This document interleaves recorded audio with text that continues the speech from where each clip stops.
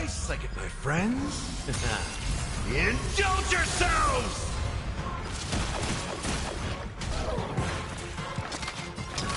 To the soul. In the mood for an... Sure. Look, with this divine power, I reforge all things. Insanity.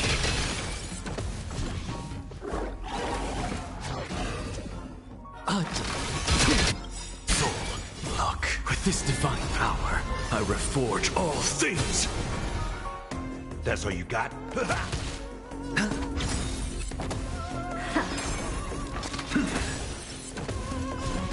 Insanity. Curious, endless riddles. Nothing but a void.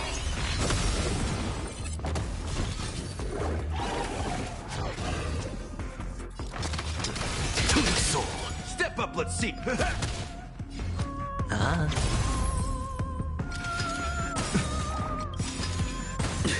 Nice, like my friends. Indulge yourselves! Hopeless as ever. Open sesame. Glimpse the unknown.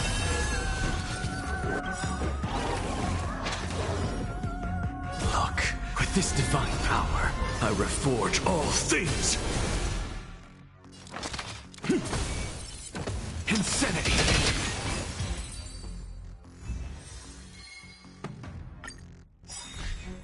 What's the matter? Bust. Or maybe I'll take it all. To the soul.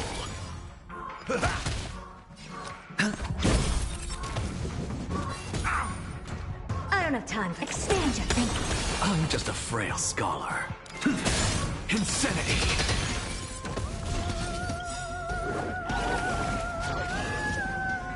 Look, with this divine power, I reforge all things.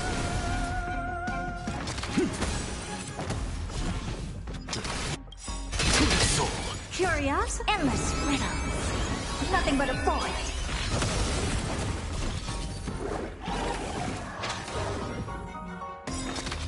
Look, with this divine power, I reforge all things. Insanity.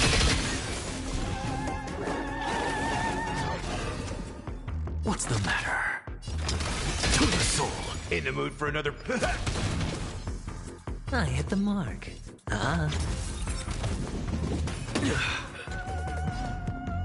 Open sesame. Watch it crumble. I'm just a frail scholar. Insanity. Step up, let's see ya.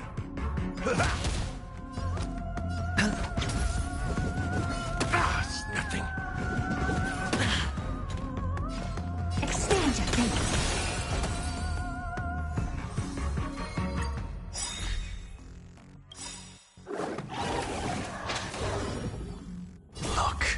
Look, with this divine power, I reforge all things.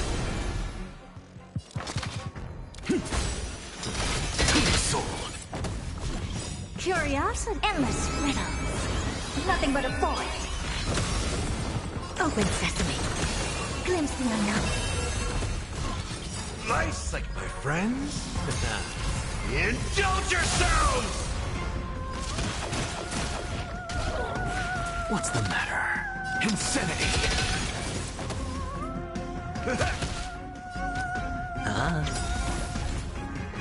The dice have bust. Or maybe I'll take it all. All in. To the soul.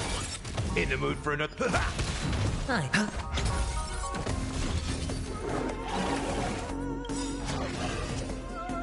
Look, with this divine power, I reforge all things.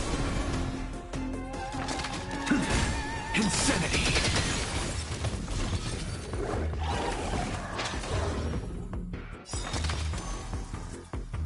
Look, with this divine power, I reforge all things. To the soul.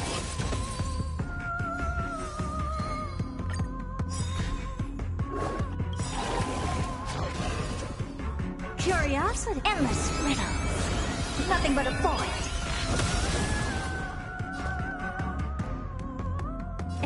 your thinking. Watch it crumble.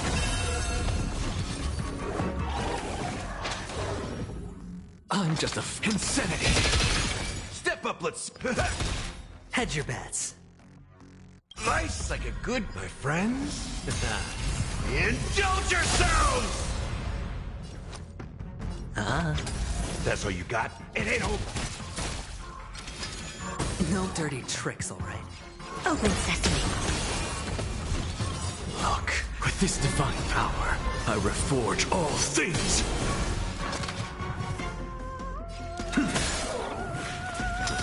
To the soul.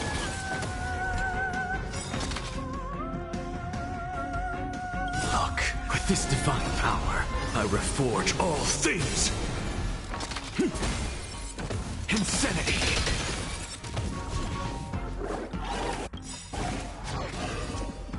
Curiosity. Endless riddles. Nothing but a void. Expand your thinking. Glimpse the unknown.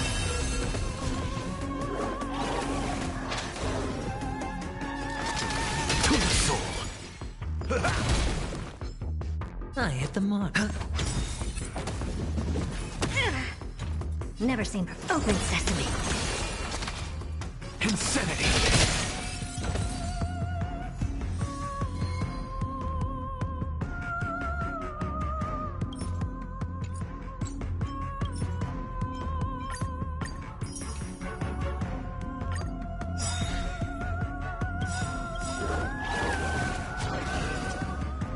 Look, with this divine power, I reforge all things. The dice have been cast. Bust. Or maybe I'll take it all. Something out of nothing. To the soul. Insanity. That's all you got? I hit the mark. I don't expand your thinking. Look, with this divine power, I reforge all things. To the soul. Curiosity. Endless riddles. Nothing but a void. Open sesame. Watch it crumble. I'm just a frail skull. Insanity. In the mood for another beating? Nice like my friends. Indulge yourselves!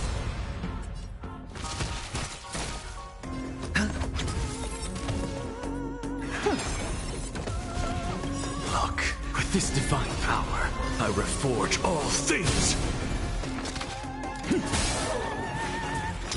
To the soul. Step up!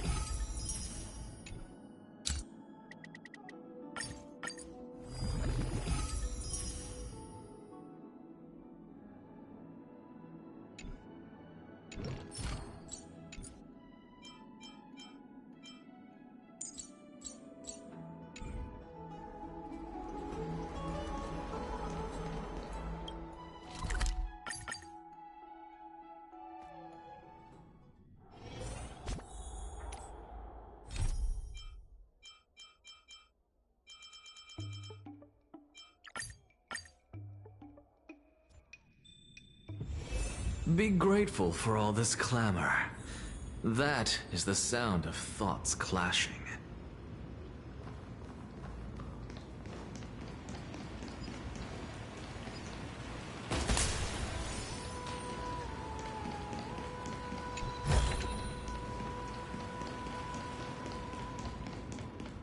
Watch this magic trick.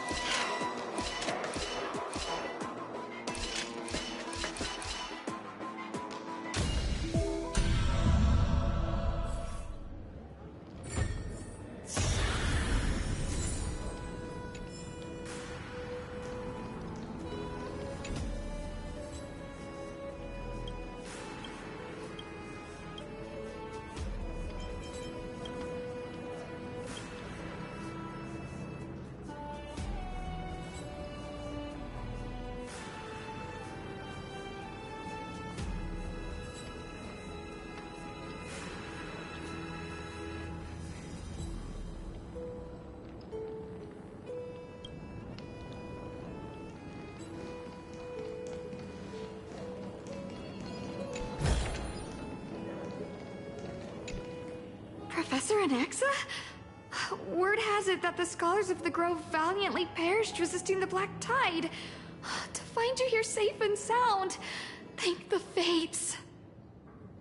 You could say it's the Fates toying with us. It's only the Crimnoans and Idonians who chase glory through death. But your survival is a victory in itself. I'd settle for that gladly. So, are you here to report the incident to the Council? I heard that after the Black Tide devoured the Grove, Akuma would be next in line, even with the demigod of strife standing alongside humankind. Tell me, how much does the Council of Elders know about the Black Tide?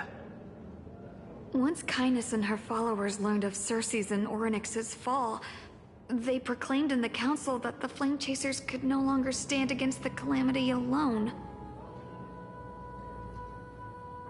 Yet, when the Crown Prince ascended to godhood and repelled the Black Tide, she immediately altered her tune, declaring that all was resolved beyond Akuma, with the only remaining menace now being Aglaya and her adherents. They might well make their move at the upcoming Citizens' Assembly. No surprises there, those shifty opportunists. Thank you for your honesty, virtuous student. Being an opportunist could very well be a facet of wisdom. Shouldn't you be searching for murals of yourself? I've had enough of your prattling. I was really curious to see how you would find the middle ground between both factions, so I came to listen in. But it seems as though this Kindness is much more ruthless than Aglaya. If so, why do you want to work with her? Could it be that perhaps you've decided to readily surrender this hollow shell of yours, just because you feel like death is fast approaching? I'm afraid you'll be sorely disappointed if that's what you truly think.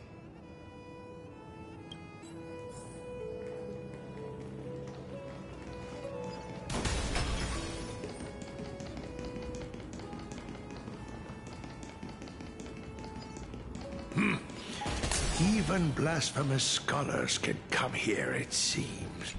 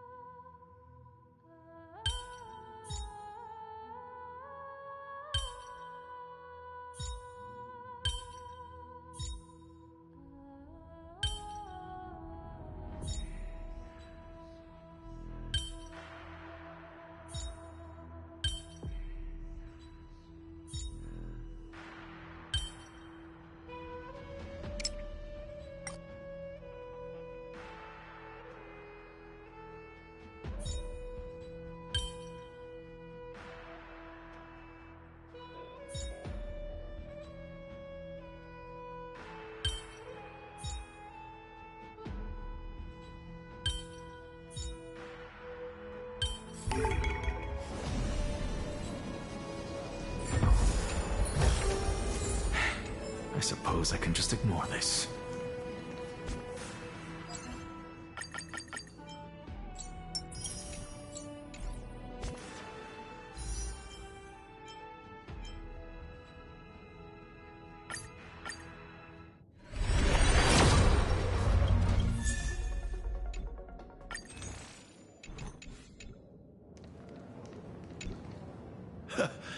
Anaxagoras. I thought that you had died to the Black Tide, just like the other scholars. As Kephale's priest, are you not aware of the decorum of respecting the dead? Surely you jest. You blasphemous heretics are not worthy of respect from the Supreme Being. Let me remind you that you're currently in Dawn Cloud, so you'd better keep your deranged language to yourself. I am no longer that altar servant from years ago, who could only acquiesce to the commands of others. Now, I have plenty of ways to deal with people like you. I'm not sure whether I should laugh or cry right now. I can't believe that a follower such as you could have been made by a creation titan. As I see it, a dead titan can't provide you with this level of confidence, right? Then who is it exactly? Could it be kindness? You. Seeing how fond of you Elder Kindness is, I shall let that slide for now. Leave immediately, and don't impede us from receiving the Supreme Being's blessings. Seeing as we were able to hear of this matter from the mouths of others, it seems that kindness is indeed quite sincere toward us. Perhaps this affair will proceed smoother than I had anticipated.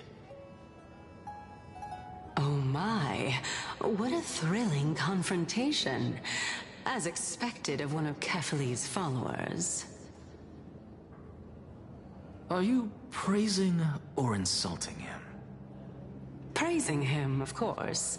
As a believer of the God of Deliverance, it is only natural that he detests evil. Didn't you hear me? I asked you to leave. Go as far away from here as possible. Don't mutter to yourself like some sort of madman and disturb my meditation. I've had enough of this. Could the 15th entry hour arrive any faster?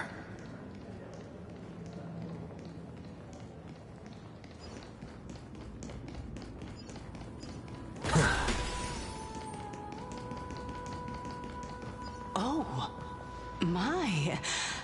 Could it... Every plant, every tendril, no, even every leaf could be the embodiment of Circe's. As a result, mere mortals who did not know what the Titan actually looked like chose to paint them as a giant tree instead. Their wisdom was portrayed as fruit, to symbolize how they shared their knowledge equally among the masses. Such exquisiteness indeed. This mural is quite abstract. I really can't tell whether you are praising or demeaning yourself. Now I'm quite curious whether the Reason Titan has studied figures of speech before. Of course I find such stylistic devices interesting. For all we know, this could be the answer to the question, what exactly are we? I, for one, am not willing to admit that I could look this ugly. Was this the reason why you failed in your attempt to refine my soul when you were ambushed at the Grove? Since you are aware of this, why did you save me back then? From my perspective, this point alone was enough to separate you from the average person. How do two lunatics coexist in the same brain? Therefore, it seems that your journey to Dawn this time is not just to seek protection. What, then, is the intention behind your actions? The entire plan is stored in my memory. So why don't you look there? Then don't mind if I do. 1 year old? 2 years old? Oh my! Even a member of the preeminent Seven Sages must hug his droma stall to sleep? How interesting. That's enough. How unusual. Your soul is actually trembling. This must mean that behind this toy hides a secret that nobody knows. Since our days are both numbered, I don't mind telling you more about it. This is a present that my sister gave to me. It's a doll that was made to look like our family pet. So there are other members in your family, eh? Are they also living in Akama? Don't you just love to pick through my brain? Go on, continue flipping through my memories. It won't take long. You'll discover the answer when you reach the memories of when I was 5. Oh, the black tide is everywhere. I can't bear to look. When I was young, I couldn't accept this outcome either. Georios, Aquila, Kefali, and you, of course. Although I prayed to every titan that I could think of for help, my efforts were ultimately futile. This...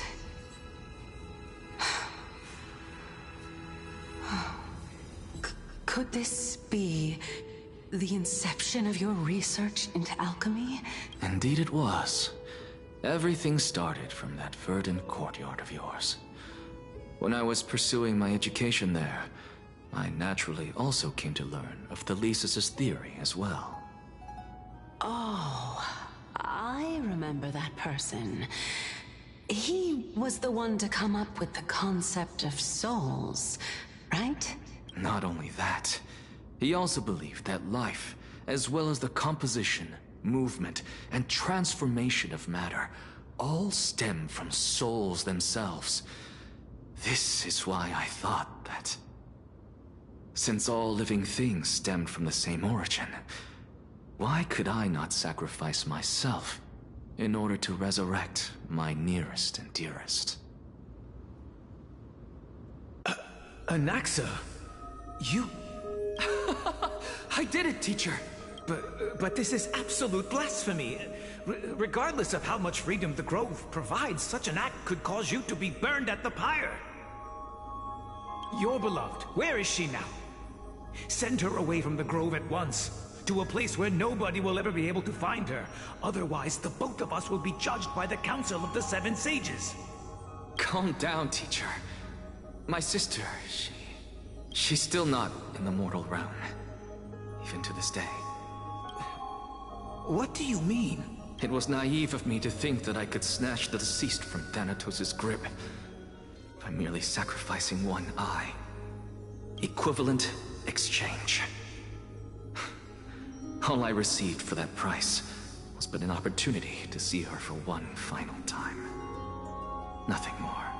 Oh, let it go, Anaxa.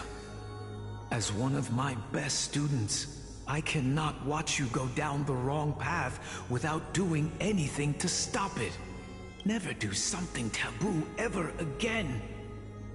Don't disappoint the deceased, and never harm yourself. If you can do that, this classroom will still be yours, and you'll have a chance to live out your own life. Since I was able to see her one last time, I have no other desires. You're right, teacher. It's time for me to start a new life. I am sincerely glad for you, child. Now then, what topic would you like to study? I wish to continue Thelesis' research. Continue the research into souls, but you know that the Grove has long since understood his philosophy like the back of their hands. Even if you continue digging into this subject, your efforts will likely be futile. No, teacher. After my fleeting glimpse of the deathly fog, I finally understood a single truth. Since ancient days, our understanding of the souls is but the tip of the iceberg. I may have lost an eye, but my view of the world has become clearer than ever. I have grasped the truth with my bare hands. Watch as I turn this farcical world upside down. Who would have thought such a secret lay concealed beneath that hefty eye patch of yours? However, this story doesn't seem to be connected to your plan. In fact, I'd say that they aren't related at all. The answer lies within the tale. If even you cannot understand it, perhaps you should relinquish the divinity of reason to me. After all, it'd be a waste for you to hold on to it. My story ends here. Now it's time for you to tell me your secret. After all, this is what equivalent exchange means, correct? As expected, you laid a trap for me to step into. Unfortunately, even if I was willing to talk about my past, I may not know more about it than you do. Oh? Are you saying that the renowned Reason Titan is now admitting a lack of wisdom? Your followers are going to be sorely disappointed by this. Child of humanity, remember this. Being cognizant of one's ignorance is the greatest wisdom of all. Now I understand. No wonder you asked me to answer your random, nonsensical questions. Not only that, you're the only one who can shed light on my query. As the saying goes, onlookers see most clearly. Is that so? Lord Anaxa. I saw you muttering to yourself and was wondering whether you were caught in a delirium of reflective thought. I'm sorry to interrupt you, but time is of the essence. I have a message from Lord Lygus. Lady Kindness has met up with the Council of Elders and is awaiting your arrival, so please depart forthwith.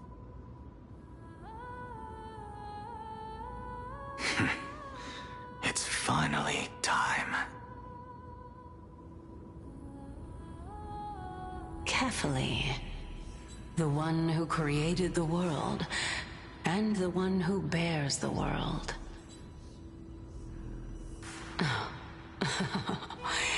If you truly have not met your end, how will you answer the challenges of those who defy you? I didn't expect you to agree to Lady Kindness's invitation. What a wonderful turn of events.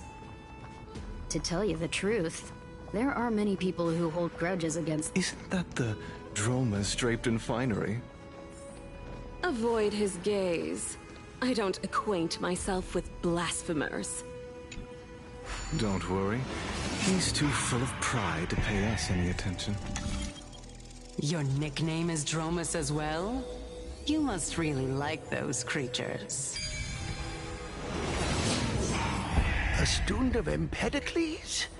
I hear that his views run counter to the Venerationists. This is what being a scholar is about. A collision of ideas only occurs when there are differences in beliefs, and it is such collisions that lead to progress. Yet, in my view, Lord Lygus and Lady Kindness are just ahead. I'll take my leave for now.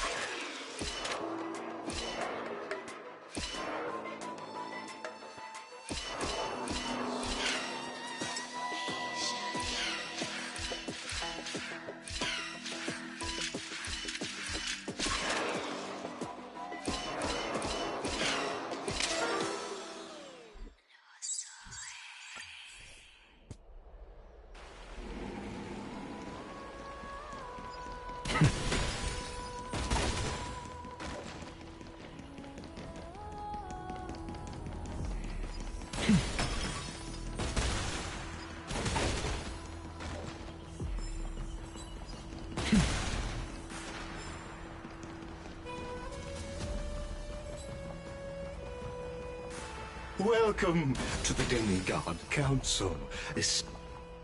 Lord Anaxagoras, I've heard so much about you. Head of the Nusporists of the Grove of Epiphany, notorious blasphemer, a Chrysos heir who bears Circe's core flame, a survivor of the Grove calamity. Did I miss anything? Well, if so, please be so kind as to enlighten me. Since Lady Kindness is already well acquainted with me, I won't waste any effort introducing myself again. But then again, perhaps the customs are different here. Back in my hometown, there is a form of etiquette known as honoring guests. The host will welcome their guest, and yet, ever since I arrived, I have not been welcomed with warm courtesy or ceremonial gifts. Instead, I met with intense scrutiny. Even more absurd, the host has sharpened their blade and instructed their servants to lie in wait in the shadows. Perhaps you intend to cut open my heart, retrieve the core flame, and then hold a grand feast for all of the guests. Everyone, stand down. Thank you for understanding. I am but a feeble scholar who is not used to the stench of avarice and blood. No need to be humble, my lord. From my perspective, your courage and gumption are worthy of the reputation of the Seven Sages. Your bravery is more than adequate to accomplish our perilous endeavor. So, you wish to start a war? Well, since the Chrysos heirs are calling for war, we will respond in kind. Conflict is inevitable.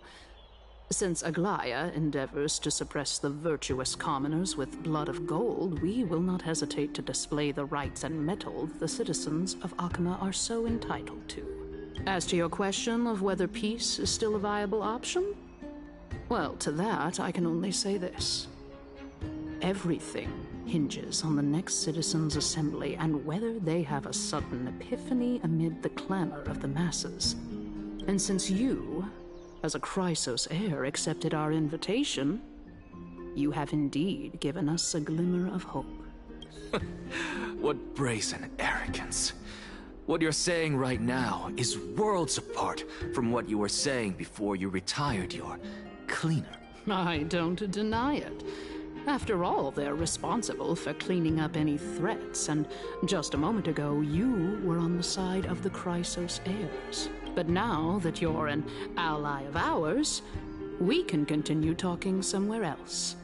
As you know, these walls have ears. I was fortunate enough to have the opportunity to discuss a treatise about the Venerationists with your teacher, Empedocles. Yet, it seems you subscribe to the Nusporists instead, Lord Anaxa. I've heard that this school of thought is one with many detractors. It's normal for ideas to have supporters. Welcome back to the hub of the Demigod Council, Lord Anaxagoras. Surely you remember that countless eloquent orators have stood in this spot before and emerged victorious by stoking public sentiment with their words. And yet there have also been innumerable blasphemous philosophers who set themselves up for failure because they refused to defend their actions. This tiny stage is the most profound embodiment of Akama in centuries. In 15 days, this site shall also become the most important, as well as the final turning point in Akama's history. May the both of us carry out our duties with honor and lead the masses back toward the Erechrysia, a golden age with no death, strife, or trickery. Oh my, 15 days and nights. That aligns perfectly with the date of your demise. Could such a coincidence truly exist? Using death to prove myself fits my intentions perfectly. What strong conviction you have, as expected of the hero who dared to stand up to the Gold Weaver. As expected, she misunderstands you. That's enough, Lady Kindness. Dispense with the niceties. I only accepted your invitation so that I can serve the commoners alongside the members of the Council of Elders. Don't test my patience with such superfluous formalities. Well, you say that now, but surely you also require my aid as well, so that you can stay alive even when being pursued by the Golden Thread? You worry too much. She won't show her hand too freely, as she still needs to garner support from the masses at the Citizens' Assembly. Even someone like me can tell that only a sliver of her humanity remains. Surely you're not asserting that she will definitely act in a rational manner. As you're no doubt aware, Aglaya covets the core flame that I possess, which makes it the bargaining chip that allows me and the rest of you to negotiate with her. However, in return, I'll need the Council of Elders to support me as much as possible. Naturally, this includes the guards as well. You're well aware how valuable Circe's core flame will be in the Erechrysia that you are desperately pursuing. Talk is cheap, so you'd better act prudently as well. I understand. After all, this battle of wits is just a means for each party to acquire what they need. As long as your request is reasonable, the Council of Elders never shortchanges its allies. Since we're both intent on mutual cooperation, let's not mince words and just speak plainly to each other.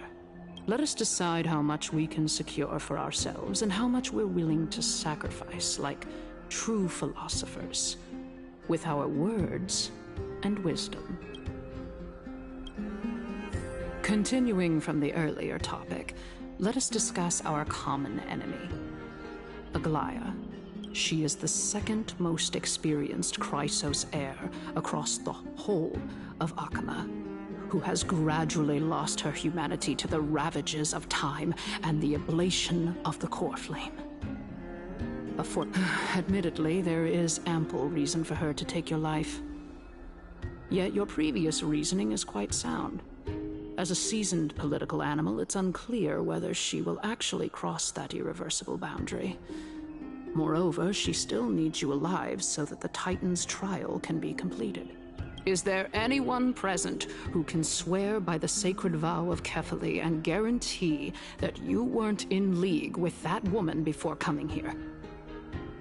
are you just trying to pull the wool over our eyes and aid her in her savagery?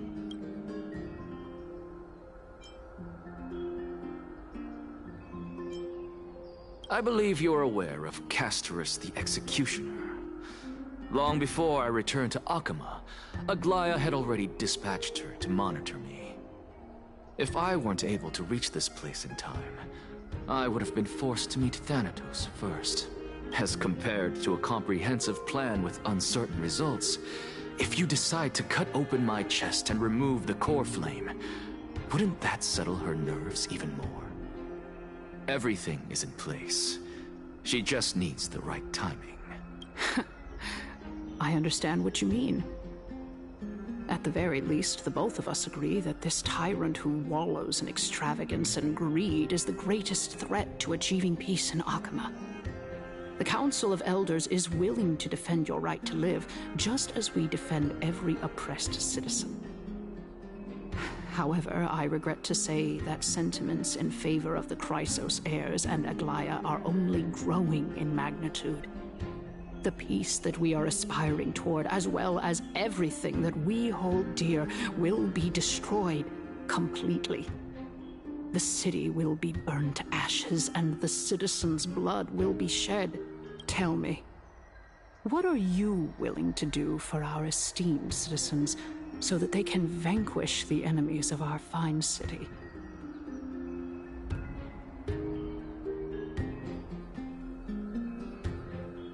Although the circumstances are rather unfortunate from an objective point of view, it is an undeniable fact that ever since the Grove was attacked, I have become the de facto leader of the Grove.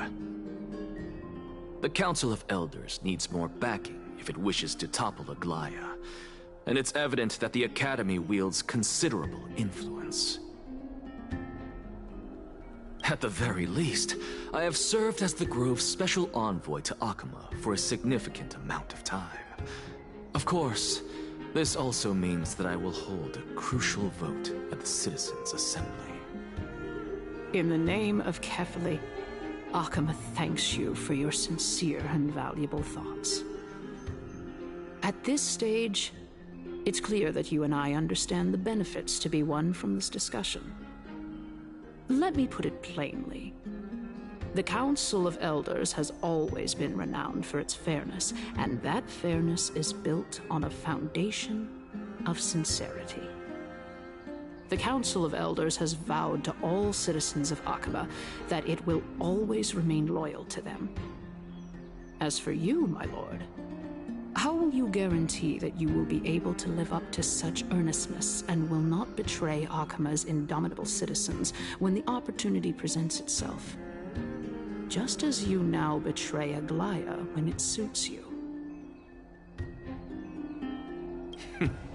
Surely you jest. My loyalty does not need to be proven. The fact that the Council of Elders is asking for proof of my loyalty is itself akin to a form of betrayal. I am incredibly honored to have witnessed the both of you bury the hatchet in a civilized manner. However, I am afraid that I must interrupt for a brief moment. As the Theoros, I have observed the following.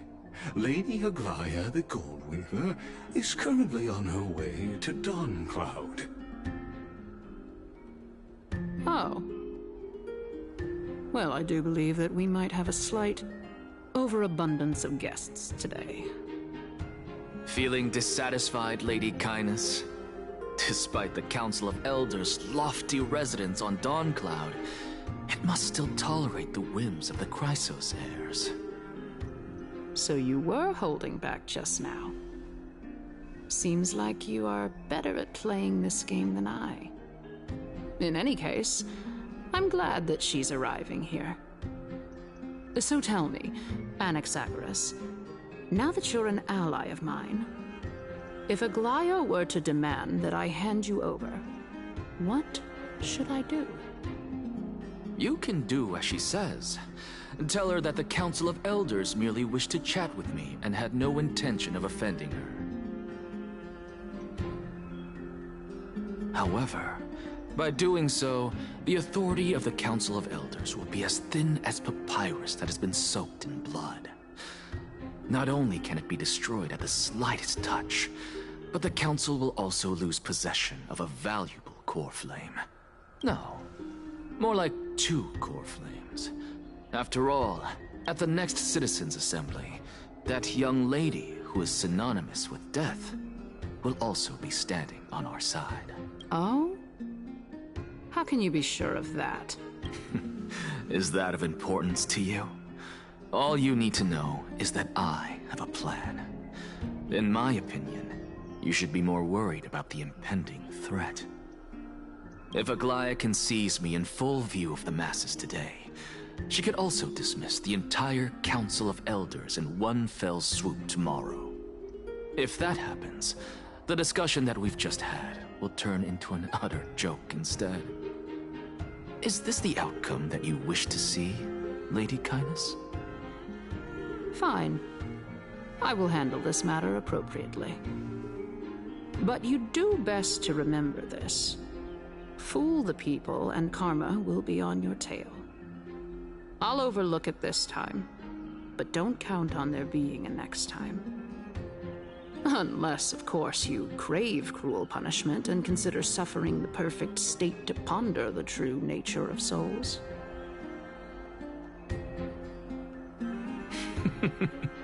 Well, what do you know?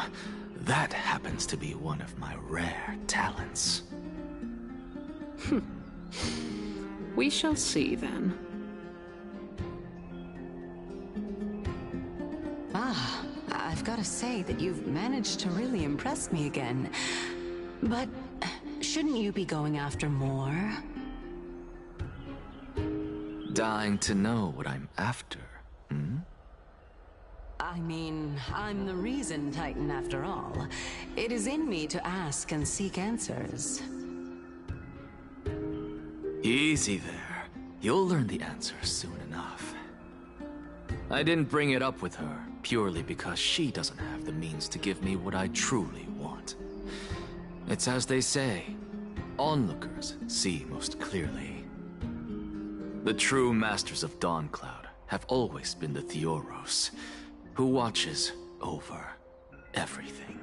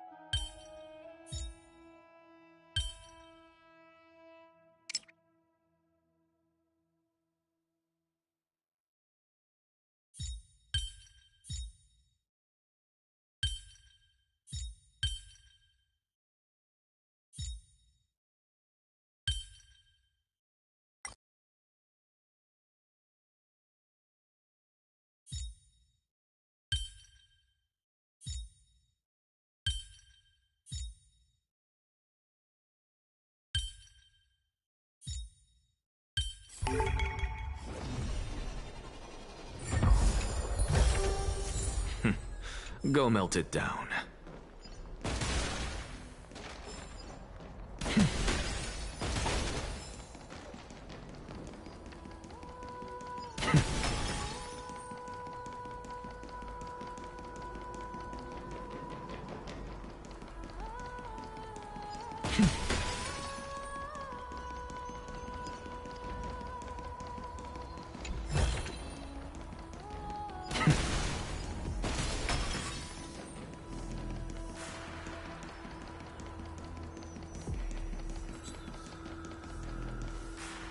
unexpected visitor.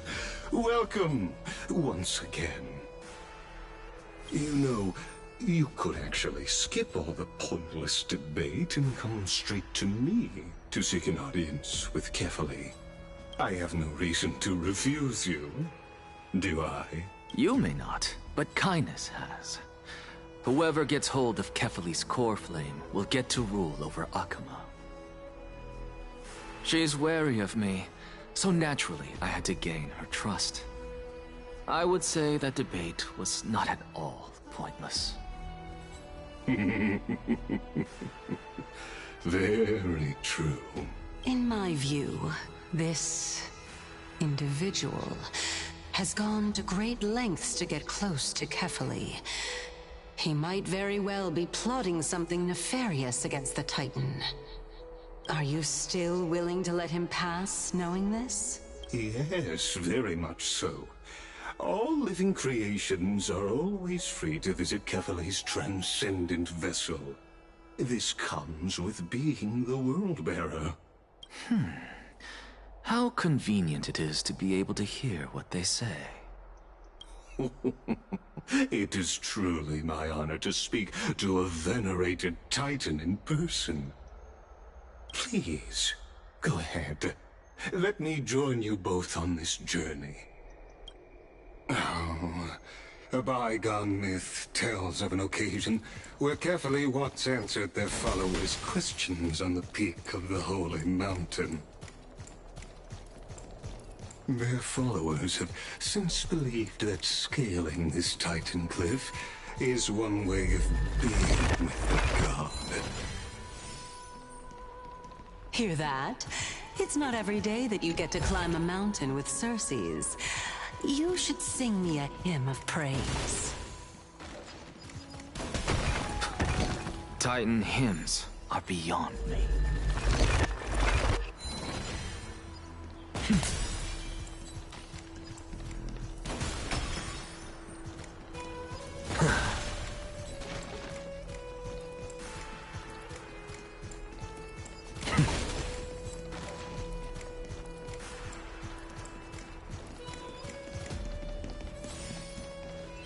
Go on ahead. Take this Yanis shortcut, and the long pilgrimage stairway will be waiting for you at its end. I have to admit, I never expected you to not ask me anything. Not even my motive. Because I know very well what it is you are after. As the saying goes, a gentleman helps others achieve their goals. I have a feeling that your theory will be validated at the end of this journey. I believe Kefali will not deprive you of your right to ask your question, especially now that you're on the brink of death. You must be closer to Kefali than anyone else. Wouldn't you agree? I hope things go as you say, then. Putting a child of justice into a farcical world is bound to turn it upside down. It is my hope that you bring a much-needed change to this world which is on the brink of destruction.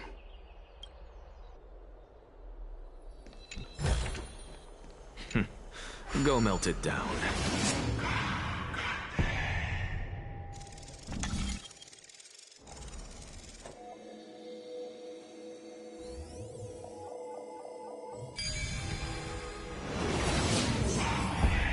Honestly, this is my first time going up to Dawn Cloud's peak. What a splendid view. Isn't it about time you recognize the magnificence of us Titans? Well, I don't see how this place is different from those temples in the city. All they have are magnificent facades. And even though I've come this far, I'm still doubtful about getting useful clues from him. I must be getting ahead of myself to be expecting to hear something nice from you.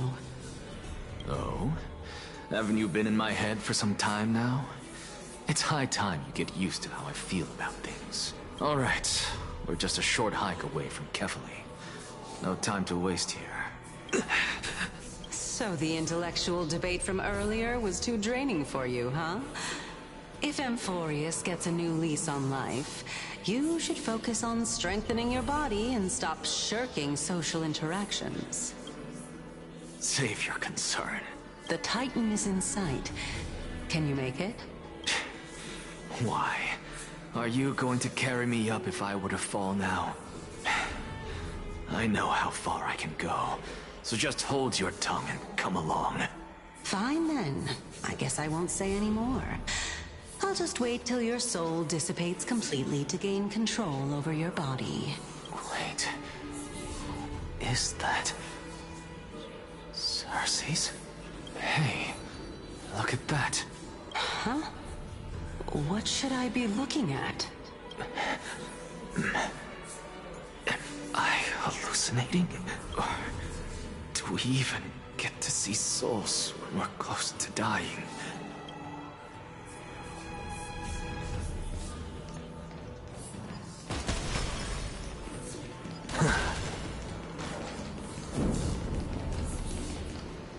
Oh?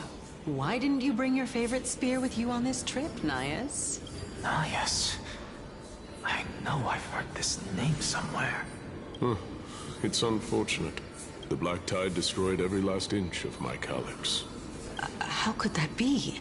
Even a creation of Georios, from their prized ores and molten fire, couldn't escape the fate of destruction? Hey, Cersei's. Do you know a certain Nias? Nias? No, not that I remember. How did you even think up such a strange name? I just saw him. Nias. A warrior-like figure who was just chatting with you here. No, I have no such memory. Could you be hallucinating?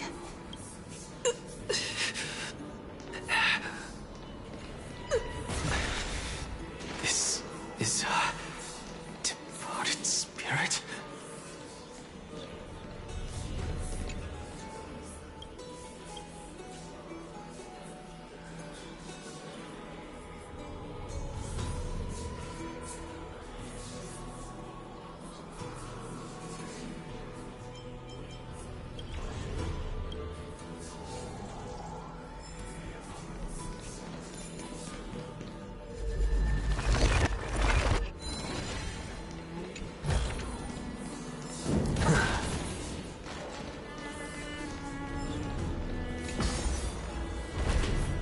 Watch this magic trick.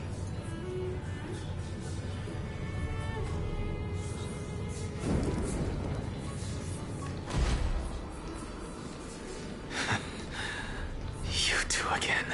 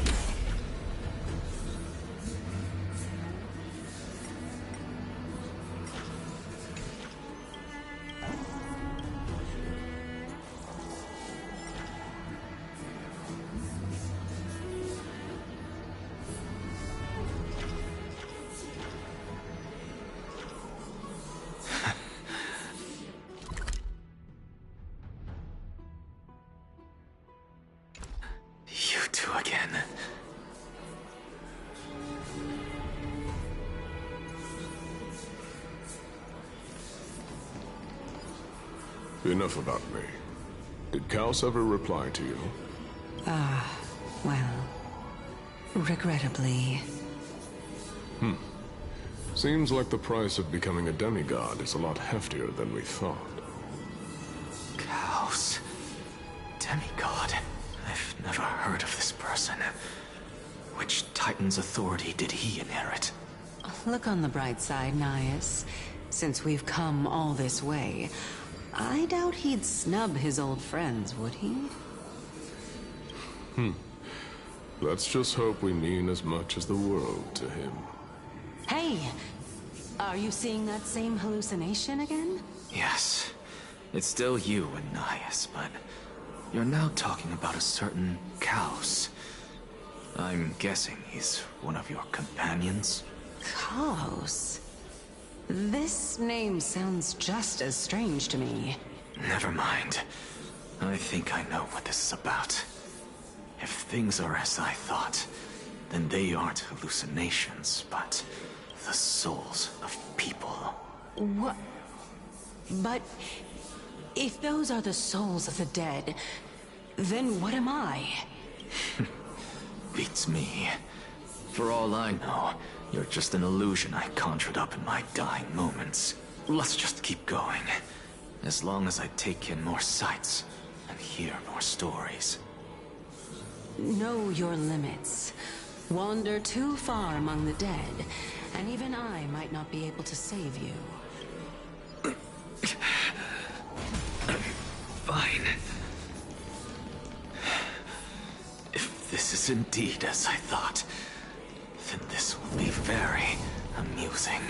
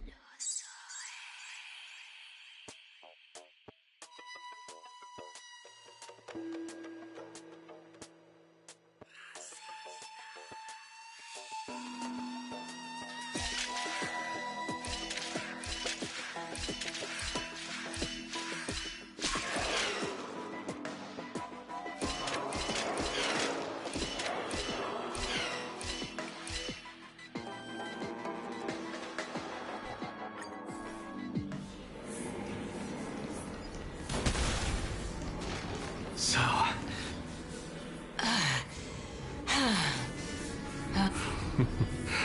Can you keep going? Of course. I'm just... If I knew we had to climb a mountain, I wouldn't have come along with you. I guess this also counts as one aspect of the world-bearing burden. If Amphorius does have a next life, you may want to get your body in shape. Keep your sarcasm to yourself. I'm not getting anything of value from them. I would sooner throw myself off this cliff and hit rock bottom than exercise even a little. I am Calypso of the eminent Seven Sages, after all. Training would make me no different from those Helcalithist barbarians. Calypso? She's one of the Seven Sages. A member of the Grove? No, she can't be. I would know her name if she really were one of the Seven Sages. Hey, Circes. Does the name Calypso ring a bell? Circes? They're gone. Doesn't matter. I can do this myself. Looks like I'm nearly there now. Oh, beautiful old world. Where are you now? Oh, legendary era Chrysia, return to the mortal realm. Splendid gods once walked the paths we walk. Alas, all that's left of that warmth is a hazy mirage.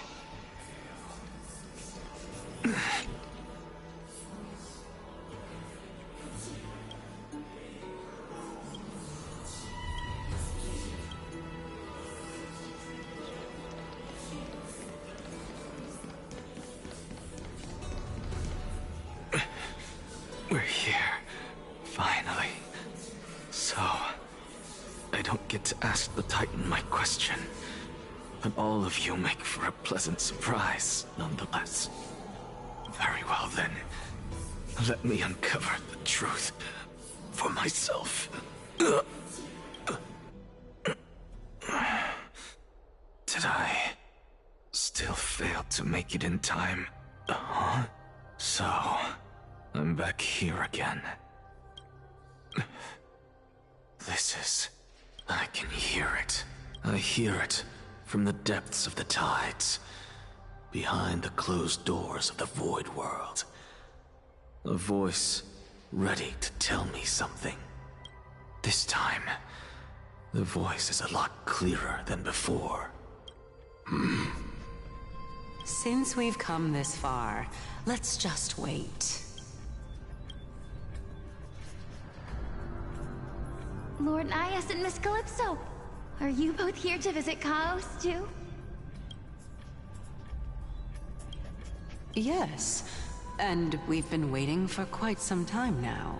Regrettably, he hasn't answered us. The worst-case scenario is that he's already been overwhelmed and crushed by the world-bearing burden.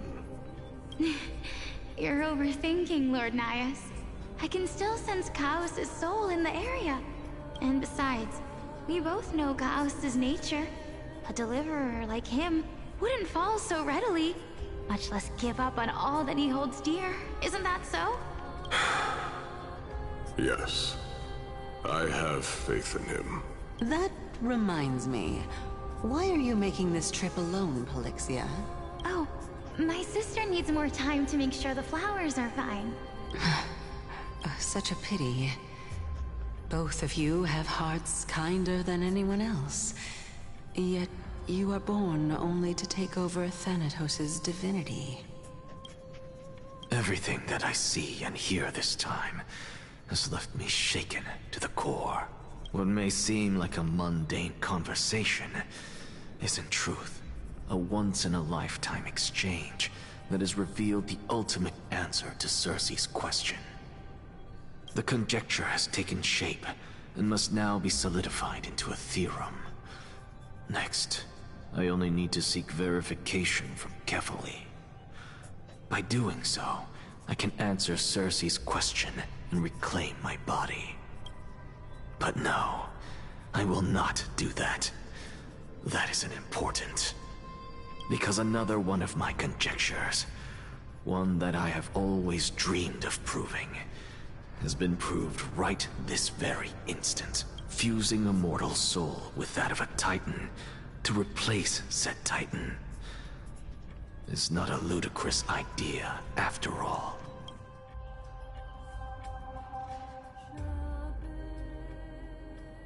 What are you thinking about? Is that so? You don't look the slightest bit amazed, though. Plus, you seem to be strangely familiar with the city around the Great Tree. Events of the past, huh? I was also a child when I looked up at Circe's. Their leaves and branches reflected the sparkling stars, and their trunk was like a pillar that supported the sky and ground. I stood at this very spot back then, imagining the day when I could climb to the top of this tree, because I would be the closest I can be to the sky at that spot.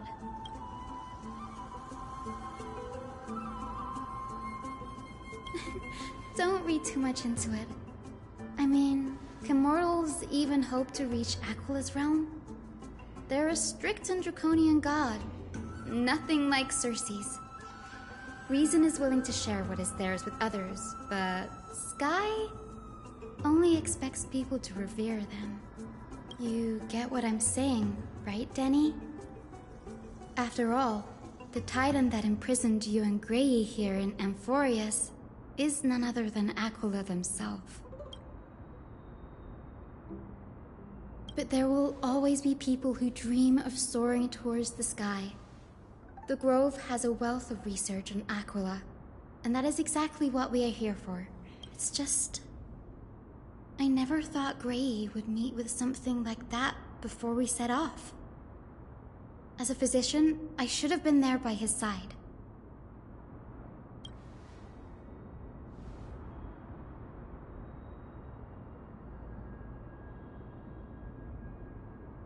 Yeah, there's no rest for the weary, huh? In any case, what we're looking for could be anywhere in this enormous grove. Let's split up to cover more ground. Have you forgotten that you're talking to the chief physician of the Twilight Courtyard? Have more faith in me.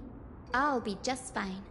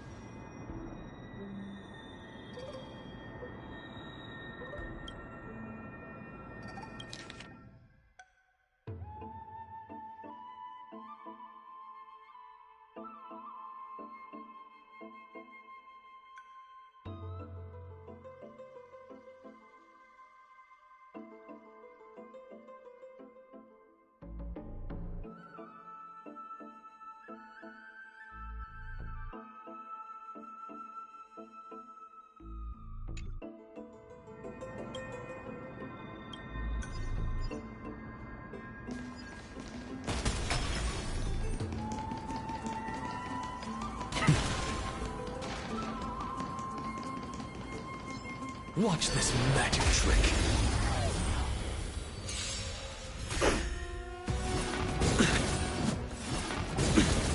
Watch your head. No dirty tricks. Something out of nothing. Look, with this divine power, I reforge all things. I hit them.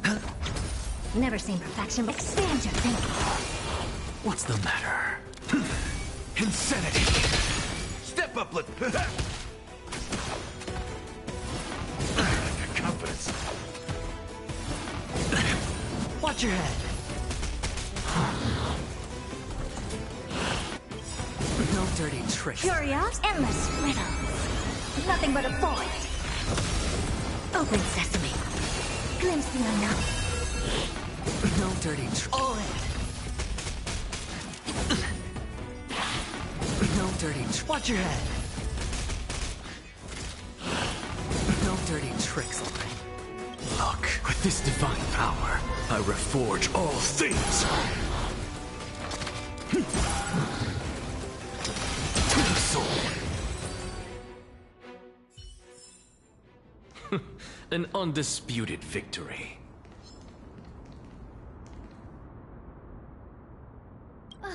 Really now? This is way more... or you could sit back and watch. I'm kidding, Danny. Lend me a hand, pretty please.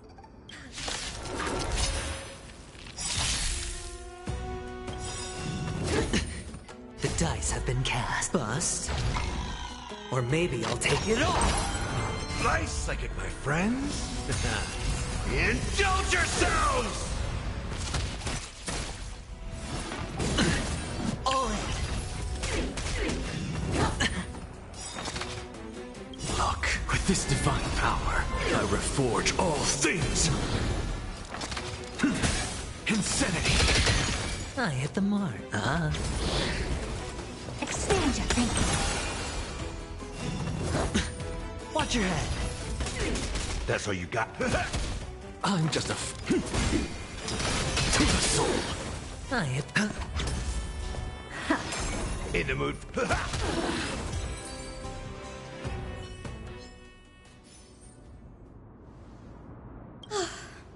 The Black Tide is remarkably quick to detect the light of Amphorius. So or rather, the blessings of the Sky Priest in me, might have unknowingly called them to me. Anyway, never mind that for now. Here, you might want to have a look at this. I found it around here and thought it might be of interest to you.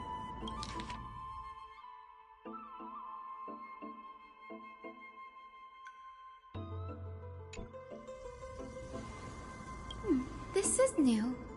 I didn't know Professor Anaxa was research... might is an under... Yet, it is also this very blasphemer that Cersei's favors. Fate... Oh? Let me have a look.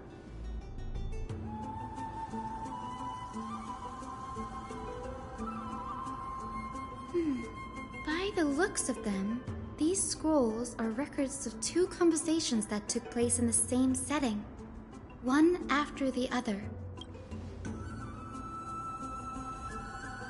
Sure, go ahead. Anaxa often says, perhaps to him, it's a shame. That's what I'd like to know. What are these experiments he's involved in? Even I, the assistant lecturer, know next to nothing about them.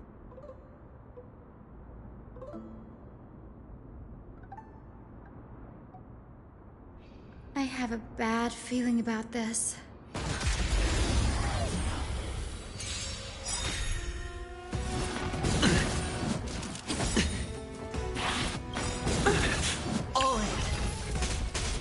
Look, with this divine power, I reforge all things. Insanity. Curios, endless riddles. Nothing but a void.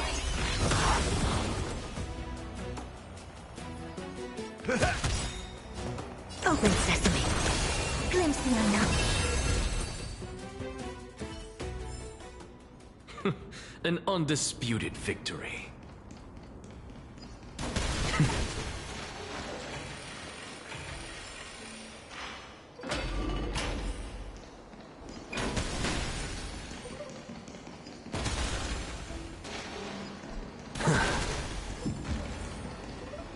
This is the Library of Philia, a place where the Grove stores its collection of tomes.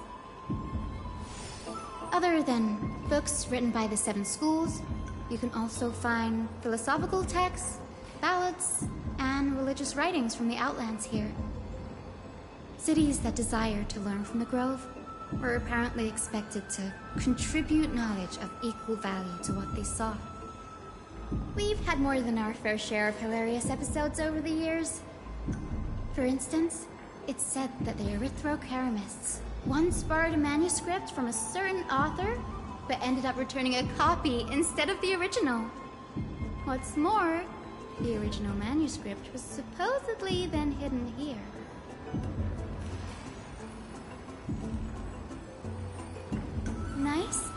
No need to hold yourself back, Danny. You can just tell it like it is. Their behavior was no different from bandits.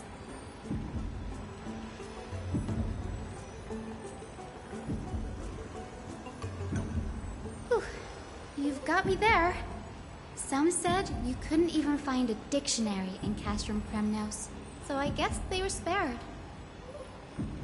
There are too many books in the Library of Philia. Flipping through them all will take too long. Why don't we use the Biblioslate to search for the texts we need? We can bring them back to Akama for reading after that.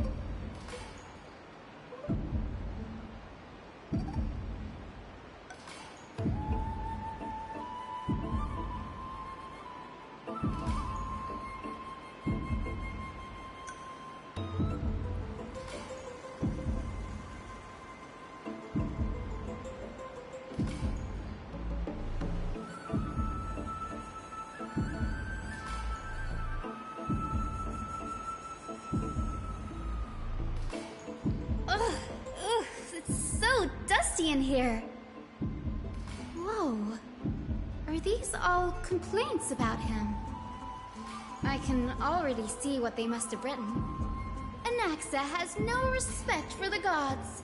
His very existence undermines order in our society. They're probably all things like that. Why else would they call him the Great Performer? When Anaxer established his school of thought, the first thing he apparently did was read his own work to everyone. Are the Titans truly an accurate reflection of what humans think gods should be? Worlds created by gods are indubitably perfect, but what of Amphorius? Only foolishness and insensitivity everywhere you turn.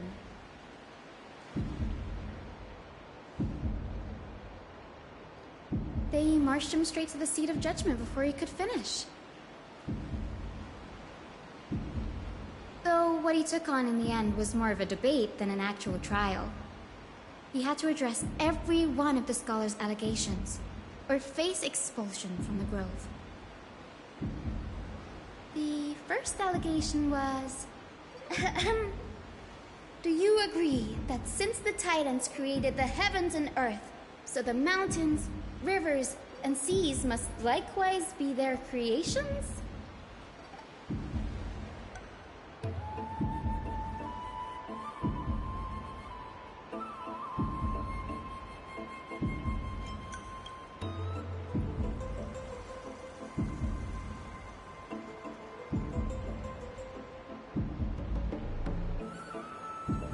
Anaxa said the same thing then.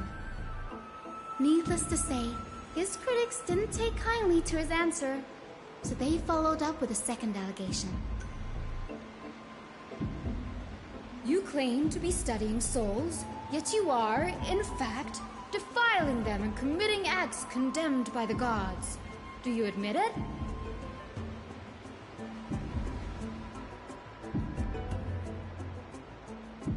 Anaxa always wears an eye patch, never removing it, even when alone.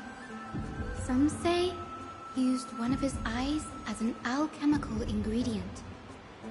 Every being in the world owes their safekeeping to Kithily, and this is even more so for the Chrysos heirs who have divine blood coursing through them.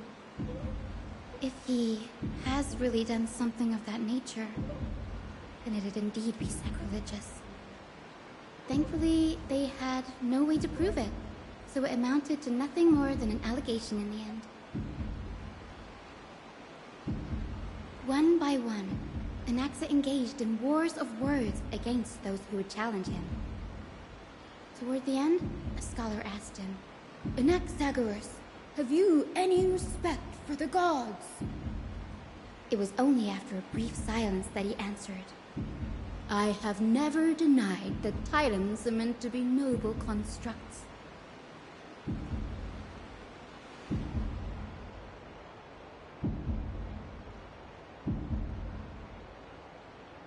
Yes, I'm not sure how that controversy was eventually resolved. But what's for certain, at least, is that Anaxa was allowed to stay in the grove where he continued his research, despite being regarded as a heretic. By the way, this stack of complaint letters has reminded me of a place in the grove. We may find clues there that aren't on the teleslate. I'm talking about Anaxa's alchemy lab, hidden between the cornerstones.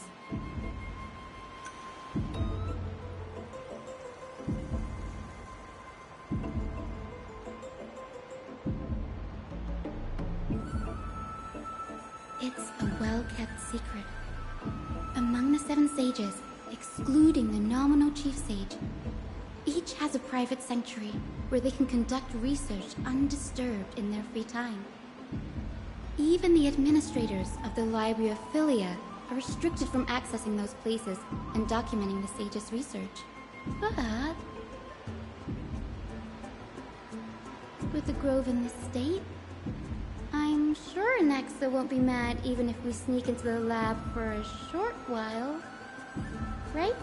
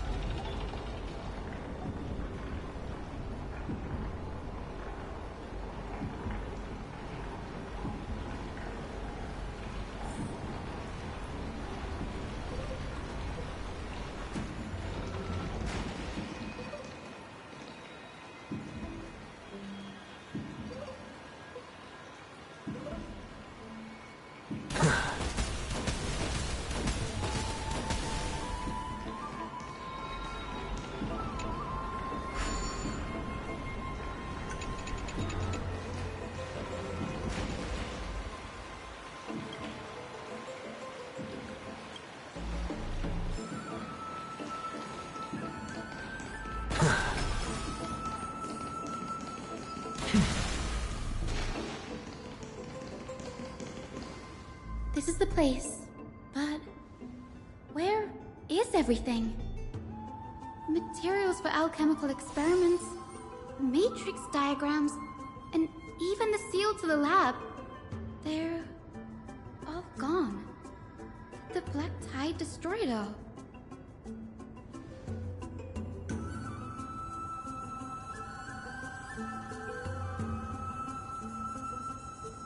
No, not even close.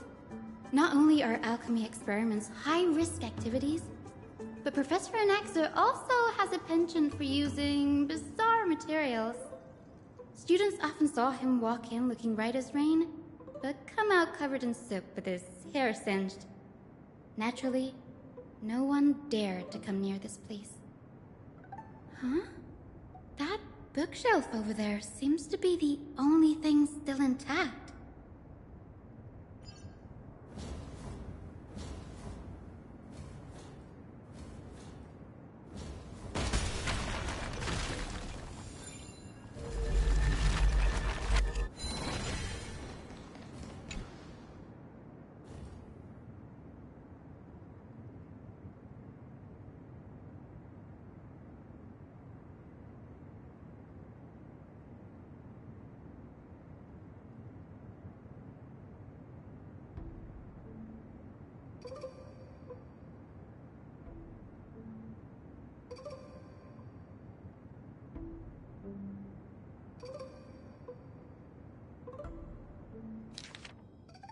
What's going on?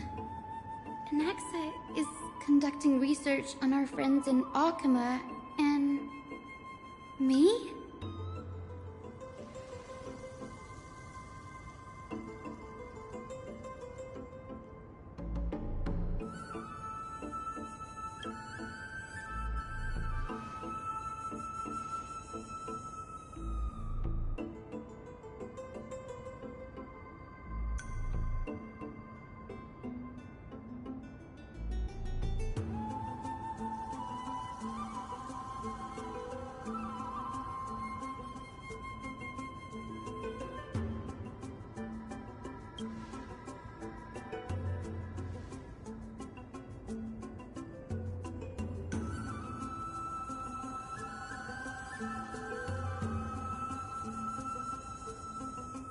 It wouldn't have been so strange if he had focused only on Cassie, given her own curiosity about her origins.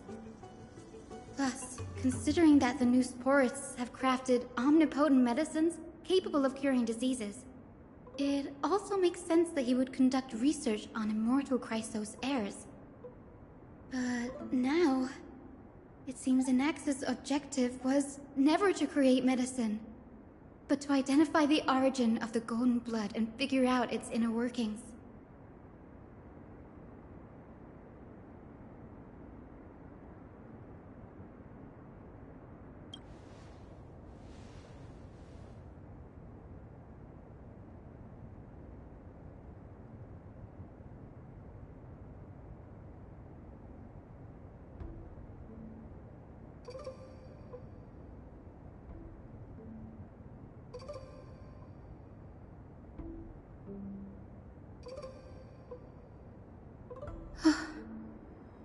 Danny, look at this.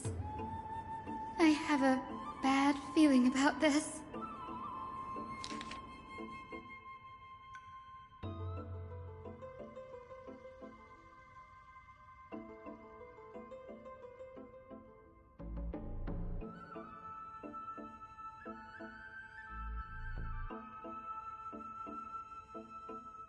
My biggest fear.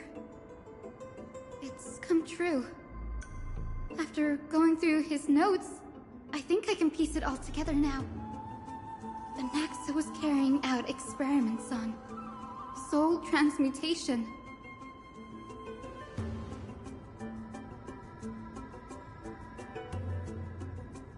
Yes, this is what he was secretly conducting research on. Something he had to keep hidden from others. Compared to his public speeches, this is the real blasphemy. Oh, I just thought of something. Do you remember when the Black Tide was approaching? The Grove had planned to send Cersei's core flame to a safe place. But an accident happened along the way, and Anaxa lost his life in the process.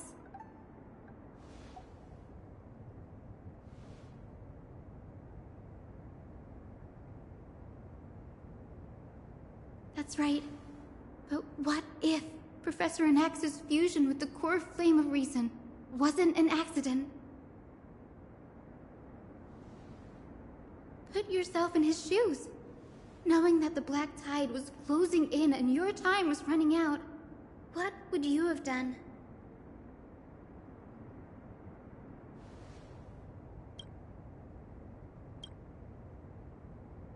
Exactly. When the Black Tide came, the true reason Anaxa headed to the Luminary Throne was to transmute and fuse himself with the Titan's core flame. No.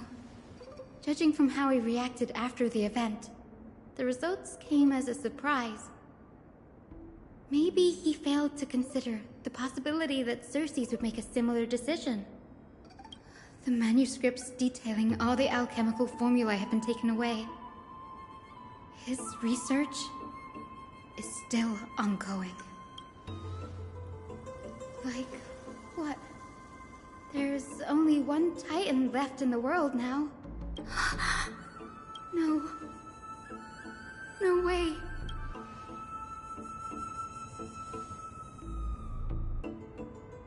He's after Kefali. Sir, this sky above us, it's not real, is it? Of course not.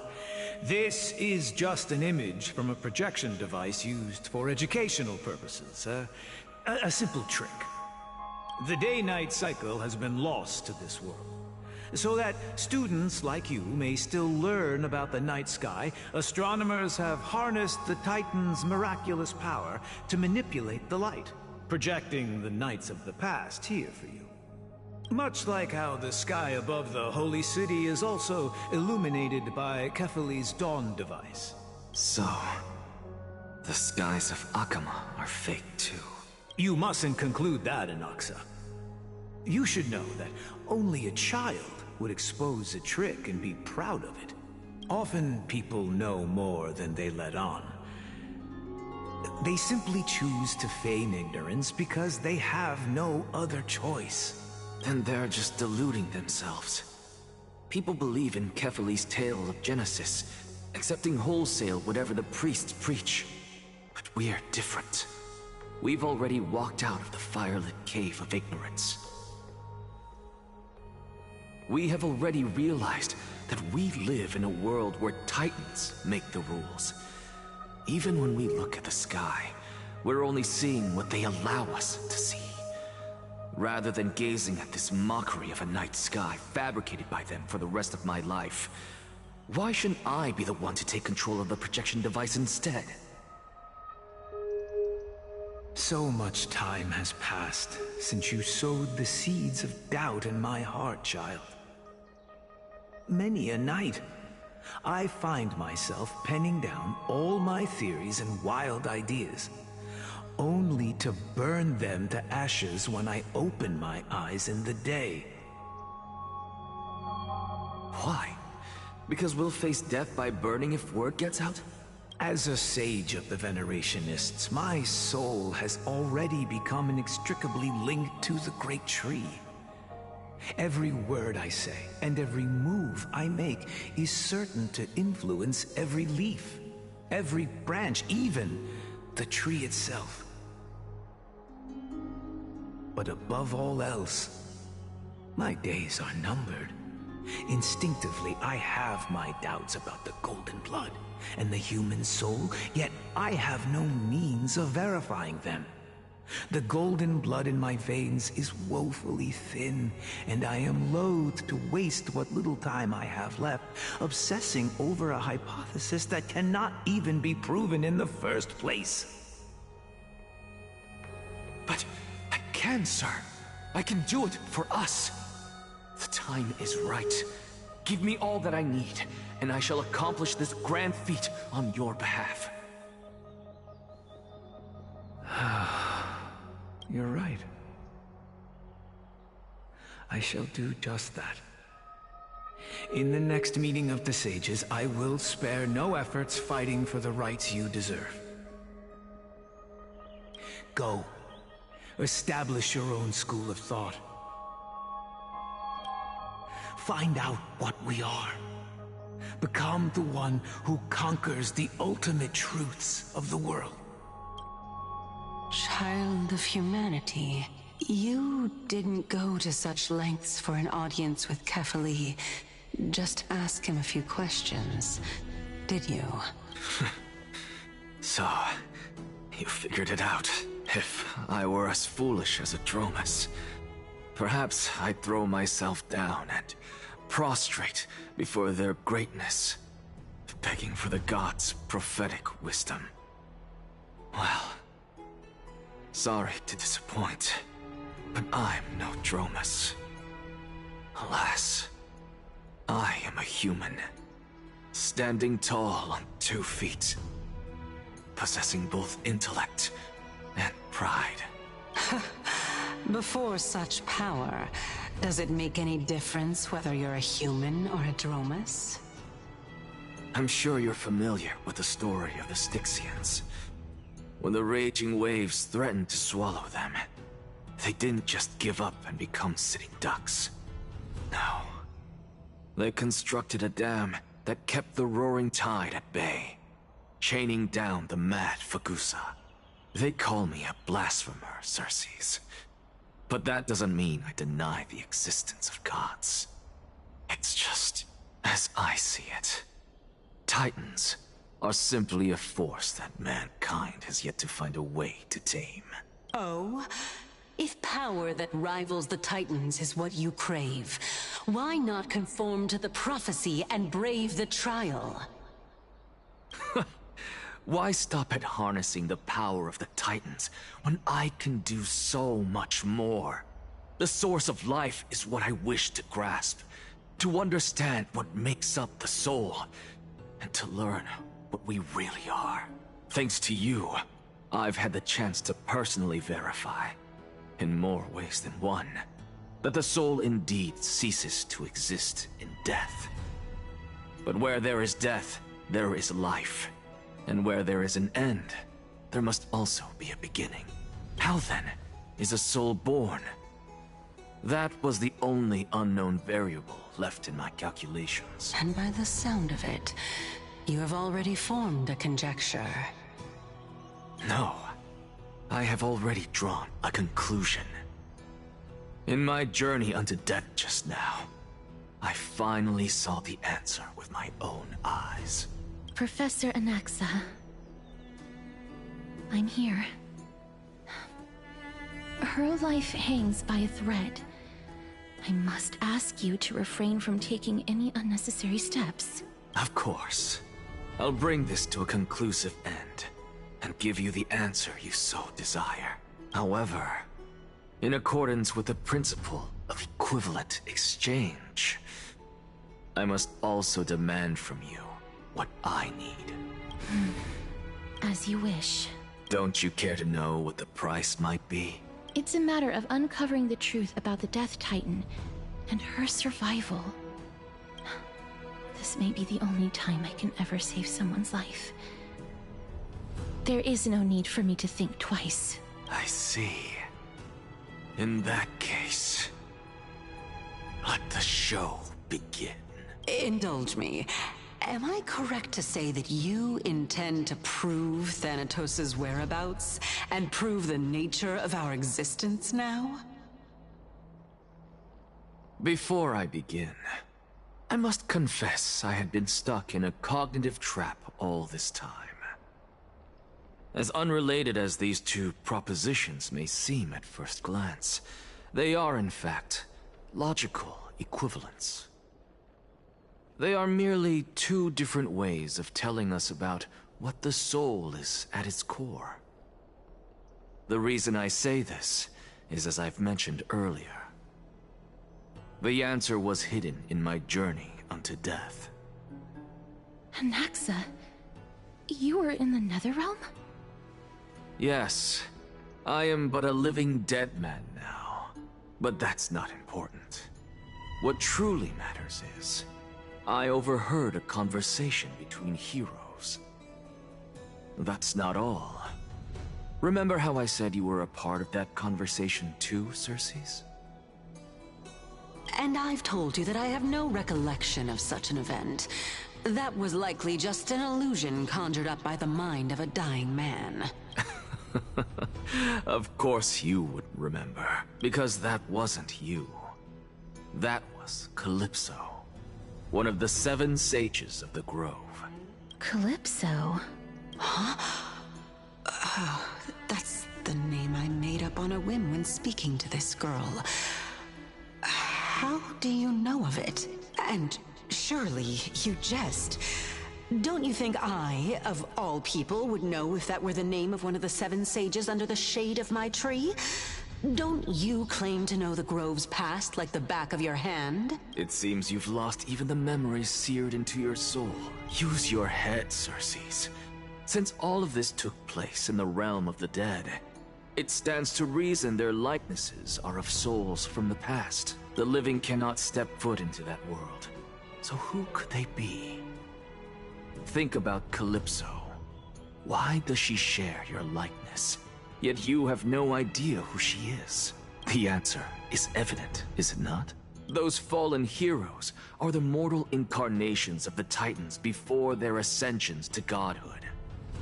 The gods aren't master creators born out of thin air, and they are no different from humans, because they all evolved from one. Uh-huh. Does this answer disappoint you? Yes, because you've answered nothing. If I truly was once human, as you claim, then where do the children of humanity come from? Even on the off chance that you speak the truth, this brings us no closer to grasping Thanatos' whereabouts. How are we to find them? I knew you would say that, but it matters not. I know what I'm doing. Actually, why don't we have this supreme being standing before us tell us everything? You can revive a Titan? Humans cannot return from the dead. Neither can gods. But all we need to do is look at this from a different perspective, and the problem will resolve itself. The solution is simple. Just like what you did to me. If I'm reborn as Kefali, I can rebuild the world and all within it as they once did. Simple, is it not?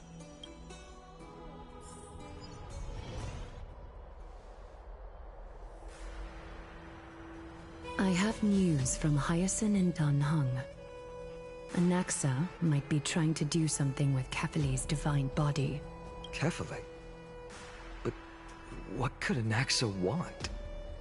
Is the Council of Elders going to sit around and let such a sacrilegious act unfold? That is not possible. He is indeed the great performer, capable of fooling anyone and everyone with his tricks. I'm sorry. No need for guilt, for this is good news to us. The Council of Elders has found themselves a traitorous ally. Anaxa's ambitious desires will be something we can exploit. What we should be doing now is to keep our eyes peeled for whichever trickery Kynus is up to, and react accordingly to thwart her plans. Being Akima's political center, the Demigod Council holds just as much significance as the Vortex of Genesis. Someday, after my duty is over, this site will take the place of the battlefield where you hunt gods. Become the next challenge you ought to overcome. Till then, it's best to get used to this place as soon as possible.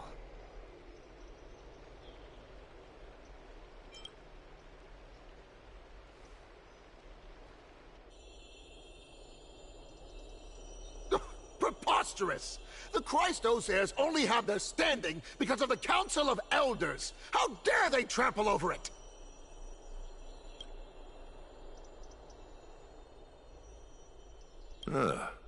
It's been a while. That's fine. I recognize you. The young lord has nothing but good words about your courage. It has indeed been some time, Lord Crateros. What brings you here in such haste? Shh. Keep it down. Be more vigilant. See those duplicitous dogs over there? They do the dirty work for Kynus. I've already ordered my people to hold them back, but we should still lay low. Unless you're itching for a bloody fight to get a workout in. My bad. So, did something happen? Did you hear thunderclaps last night?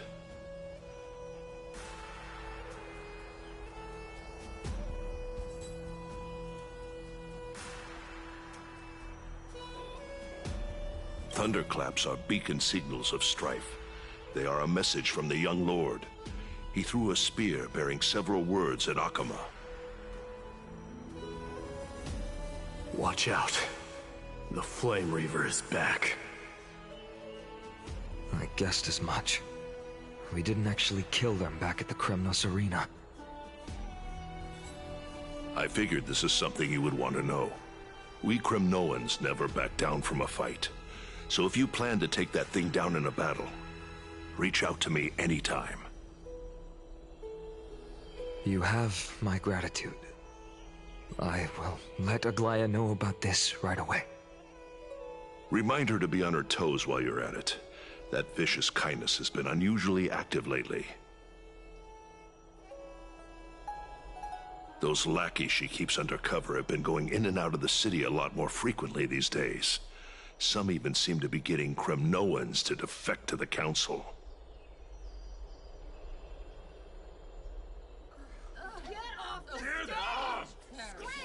How dare you! Don't place that! That's her. Looks like you can see it for yourself. We should get back. Thank you for the intel, Lord Crateros.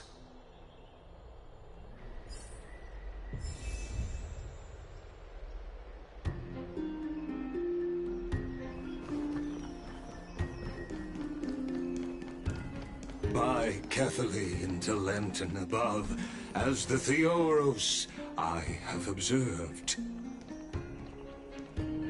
Virtuous citizens of Akama, fine Vides, Elysiae, and the Outlander are heading toward us. Aglaya, what happened here? I know about the poisonous fangs of that king snake through the golden threads. In the past, I would be confident about keeping her in check, but I admit I am now unable to do so. What do you mean? It is no longer about eloquence or arguments. I have been a demigod for far too long that I hardly have any humanity left. Before I realized it, I have become no different from these hypocrites, no longer capable of relating to the people. This has come a lot sooner than I expected. But perhaps it is time.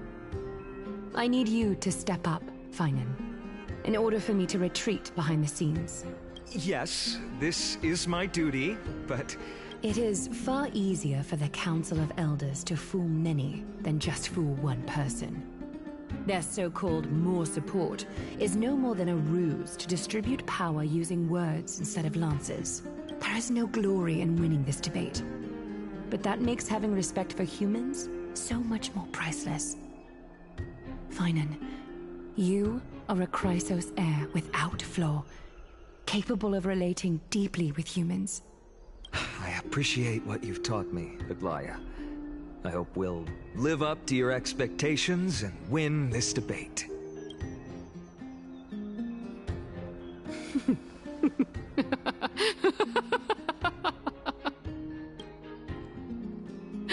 Oh, you've done well, Lord Calictus. Let me take over and personally close this debate for today. Dearest counselors, let it be known that I sorely miss the blissful times portrayed in lyrical poems.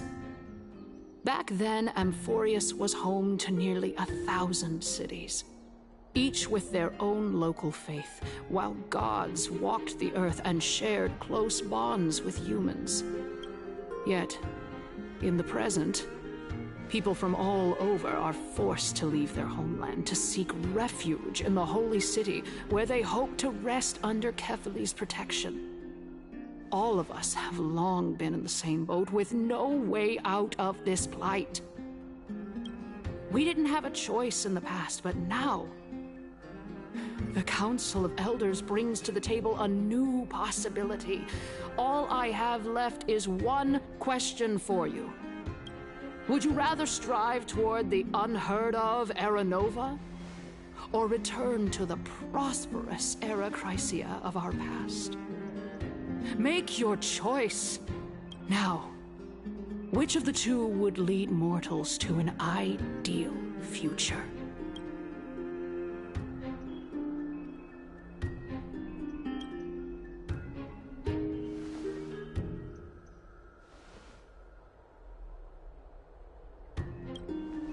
We all know that Era Chrysia is a thing of the past, Lady Cainus. Please, enlighten me. How does the Council of Elders plan to turn back time? Let the three Titans of Calamity be born, and Era Chrysia is nevermore. But bring demise to those Titans, and Era Chrysia will descend upon us again.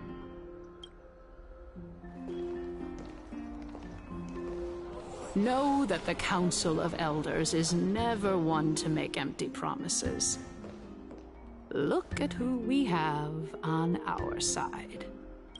Anaxagoras, one of the Grove's 7 sages, and Castorus, Idonia's goddess of death. With the help of these 2 heroes, I can promise all of you that Erechrysia will exist once more. Aren't they Chrysos heirs? They're supporting the Council of Elders instead? It's clear from the start that these heroes do not get along well in their group. All the more proof that Aglaya is unfit to speak on behalf of every Chrysos heir. I am in favor of Erechrysia. Erechrysia! Erechrysia!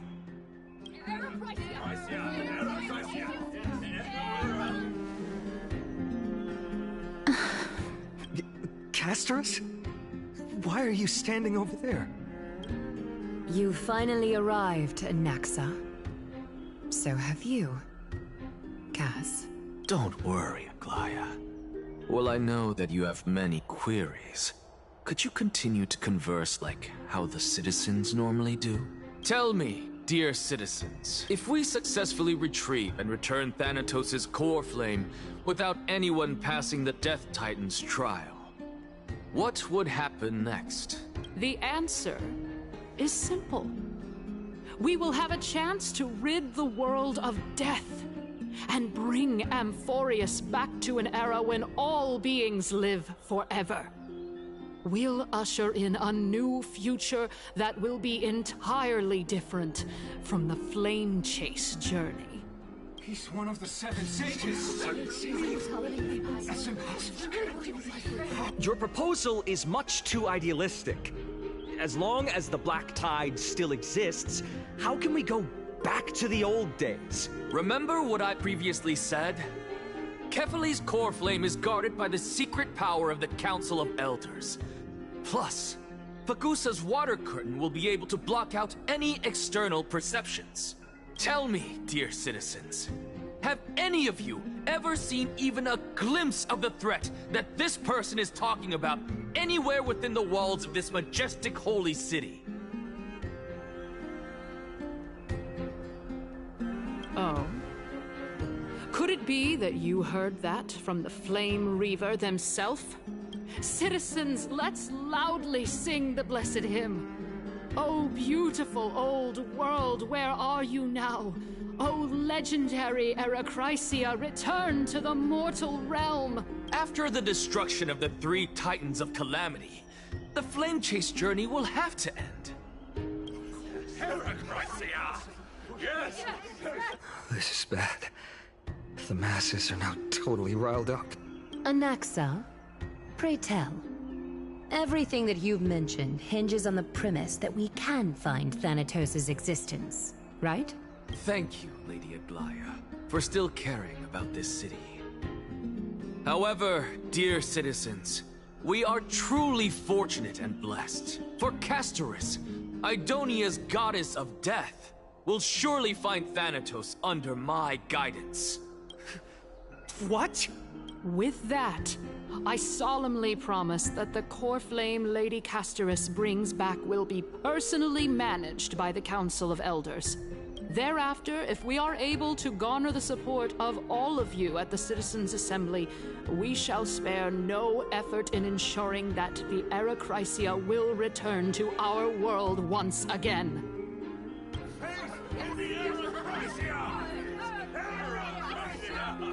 With the balance shattered, the result is clear. By Kefali and Talent and above, as the Theoros I have observed, Akama has chosen her destiny. The issue up for discussion at this Citizens' Assembly shall be modified to the suspension of the Flame Chase journey. This resolution shall be put up on the Wall of Heroes, such that all citizens are aware of the city's way forward. Aglaya, dear Aglaya, what has caused your heart to soften?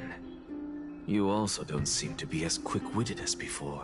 Wag your tongue as much as you like. Since the flame chase journey has been preordained by the prophecy, our failure has never been on the cards. Well then, I guess we'll find out if that's true at the Citizens' Assembly.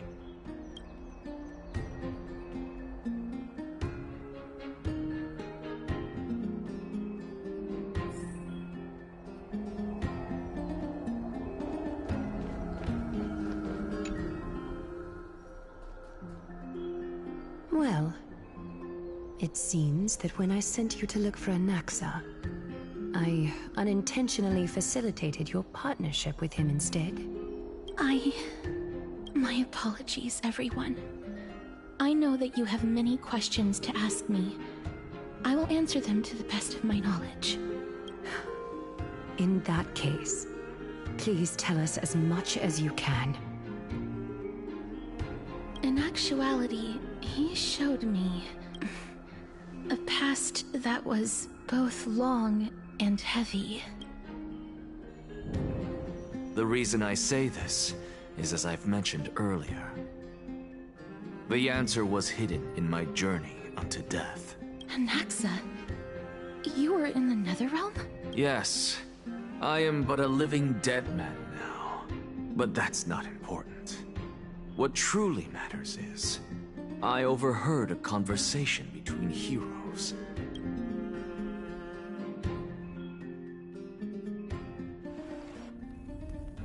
Have you heard of this tale before? A tale about the ocean god's treasured pearl. Our hometown.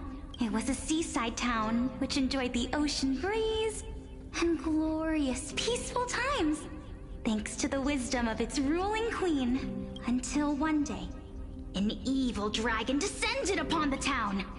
Its wings were large enough to blot out the sun, while its claws were sharp enough to rip the waves apart. It barged into the tall tower and devoured the queen's beloved daughter. It even settled itself in her bedroom, like a tyrant king.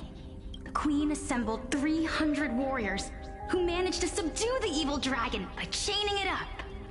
However, when the queen slit open the dragon's belly, she realized that the princess had long since been digested, and all that was left of her was a pile of bones. Devastated, the queen wept for several days. It was then that a devious, smooth-talking scholar arrived at the palace and suggested that the princess could be revived through the use of dragon bone and dragon blood. That liar called this process the secret art of alchemy. The princess was reborn! The queen was overjoyed, blissfully unaware that the evil dragon's soul still lurked within the princess's body. As revenge, the evil dragon swallowed the poor queen, the glib liar, the courageous warriors, and all of the town's innocent civilians in a single gulp. Worse still, the souls of the deceased refused entry to the Netherrealm because they were filled with regret.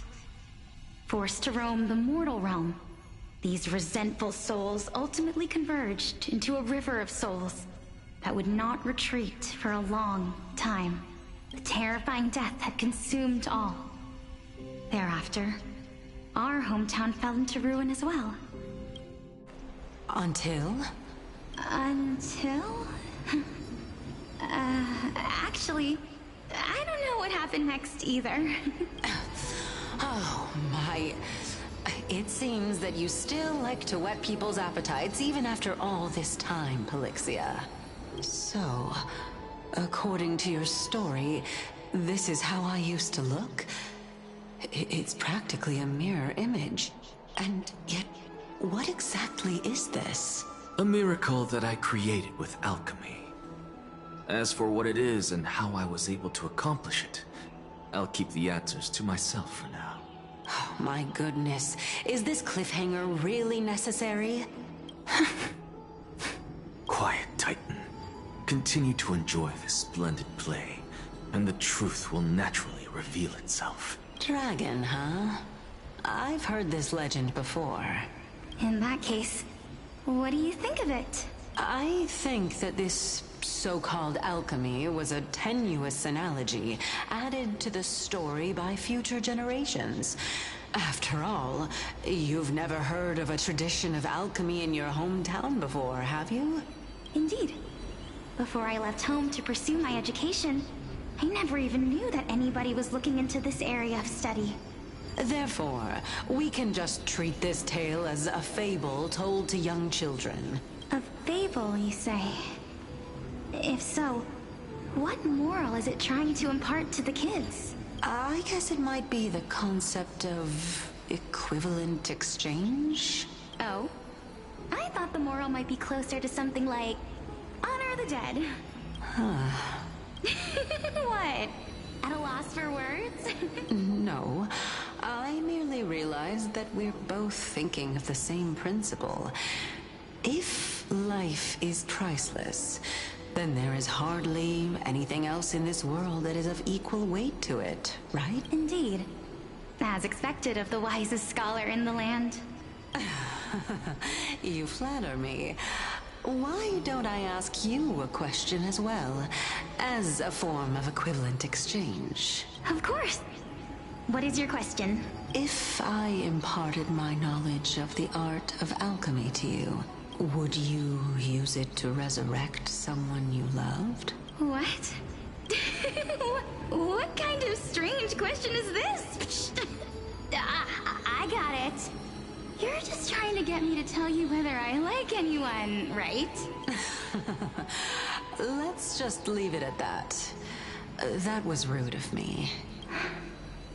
Yes, I would. Oh? Death is inevitable.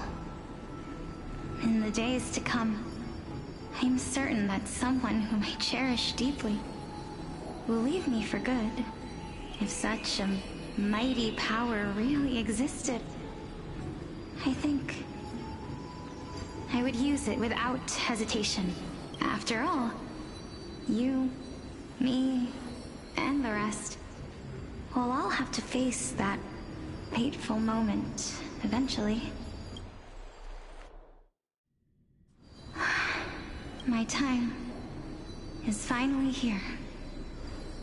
However, perhaps because of my firm belief in the immeasurable value of life, I am unable to complete the trial. You shall wither, and through that, the dead will sprout again from the remains, and be reborn with the dead flame. It is a pity that fate is such a cruel mistress. Is there no other way of interpreting those words? I'm afraid that the meaning is clear. Between my sister and me, one must pay the price. Our trial can only be completed when the one chosen sacrifices her life. I'm afraid that the prophecy might even have selected a pair of twins for this exact purpose. Fortune makes fools of us all.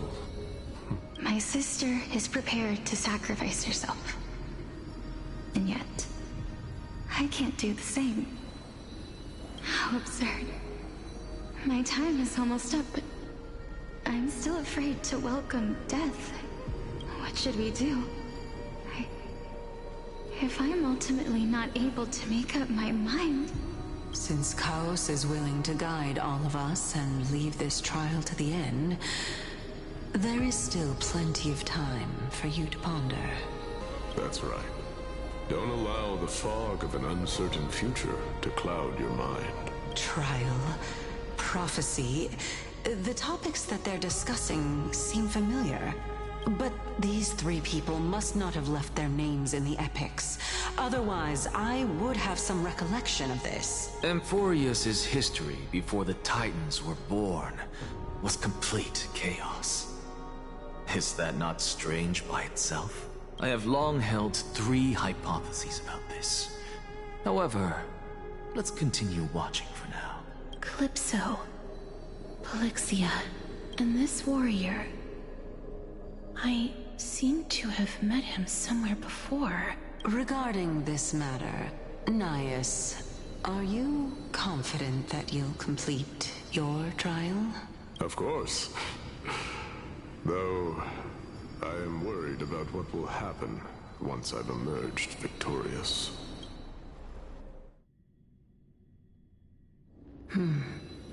Looks like you have made up your mind. Yes, this is the safest course of action. Completely separating courage, honor, tenacity, sacrifice, and reason. You really know how to make things difficult.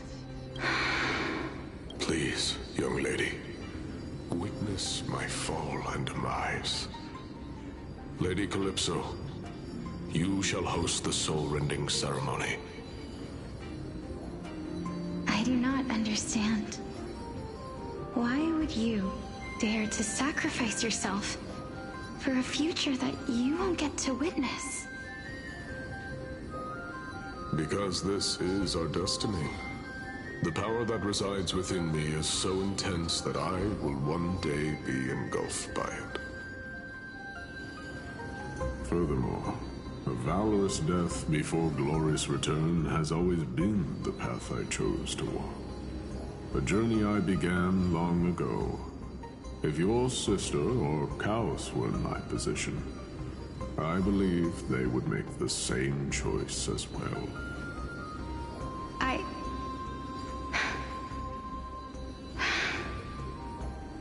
I'm not that brave. I don't know how I'm supposed to face such a serious affair.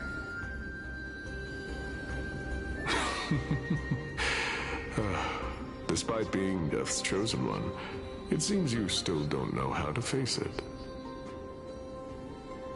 Let's chat, young lady. Perhaps I shouldn't end my journey so hastily. Since there's still time, I'm not worried about letting fate wait a little longer. Of course. This warrior is Lord Nias. As the embodiment of Nikador's divinity, he entrusted his life to us and allowed humankind to end his madness. That means that what I'm currently seeing before my eyes is in fact... Looks like one hypothesis of mine has already been proven true. These heroes are the true forms of the Titans, before they attain their divinity. If so, the chosen one of death that he speaks of is actually... Polixia? Is the previous form of Thanatos? But her appearance... If this is true, as long as we can find out where she went, we'll naturally be able to figure out the location of the Death Titan. But before that, we first need to witness what ultimately happened to Lord Nias.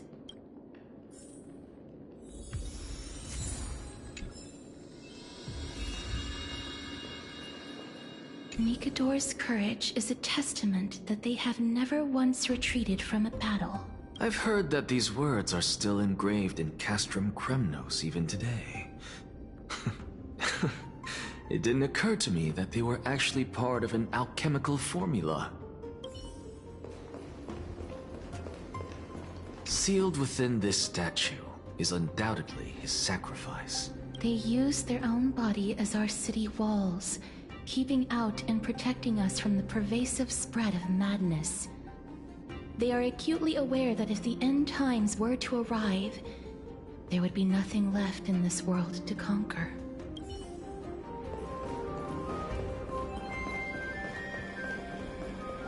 I believe that his tenacity is sealed within this statue.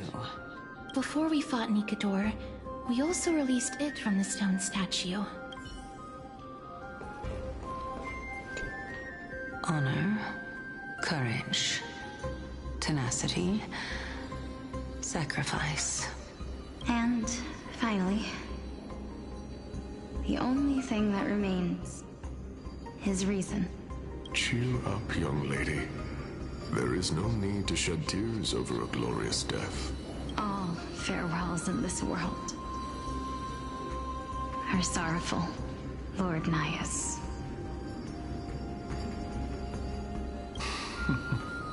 No, young lady. As a warrior, I have witnessed too many bitter deaths. But now, all I feel is peace. I did not know until this moment that mortals could live their lives in such a way. Although only a sliver of your soul remains, you remain so optimistic. Or maybe the truth is that you aren't able to feel sorrow anymore. To be honest, I don't know either. But I am certain of one thing. This is not an acceptance of death nor apathy toward it. It's not even a feeling of despair. I am just enjoying what remains of my life to the fullest. Enjoying? Indeed. Along this journey that we've taken together, not only have I changed the world, I myself have also changed in the process. And now I have reached the journey's end. When I look back and see the grand epic that I've personally written, how could I not revel in that fact? But when you depart the mortal realm, won't all of your accomplishments be reduced to nothing? Separation and death are two sides of the same coin. Reconciling this doesn't come easily for a mortal. Finally, let me recount to you a story of mine, young lady. The first time I returned from the battlefield, I felt extremely hollow. The calamity had devoured everybody on the battlefield but me. When I returned to the city alone, the citizens held a banquet for me that was far from pleasant. I felt as though I was still on the battlefield, and the person who had returned was nothing but an empty shell. It was late into the night by the time the banquet ended. My head still reeling, I returned alone to the barracks. On the way back, I encountered someone. It was a crazed scholar looking at the night sky and muttering to himself by the side of the road. Although I tripped over him and fell, I wasn't angry in the slightest. And maybe because I saw myself in him, I inexplicably asked him a question. Do you think that it'd be better if we just died on the roadside like a couple of stray dogs? To my surprise, he shrugged his shoulders and sighed. To someone who is currently experiencing death, dying and living afford the same amount of bliss. Now please go away and don't block my starlight. Are you trying to say that there is no difference between living and dying? For they are both journeys that lead toward death? That's exactly what life is, and death is, but a scale to measure how valuable the journey was. Journeys and epics are only glorious and magnificent because all things eventually fade to dust. Therefore, young lady, don't detest your fate. Instead, willingly and respectfully embrace it. The embodiment of strife telling me about the majesty of the world. Indeed. I believe that when the fated moment eventually arrives, you will be able to understand my words. It is time for me to knock on death's door. I will set up a long table at the end of the road and humbly await your arrival. When that moment finally comes, let us drink and be merry then.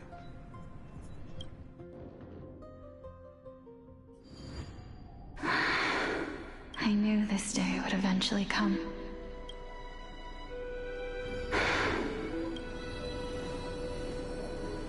Are the both of you?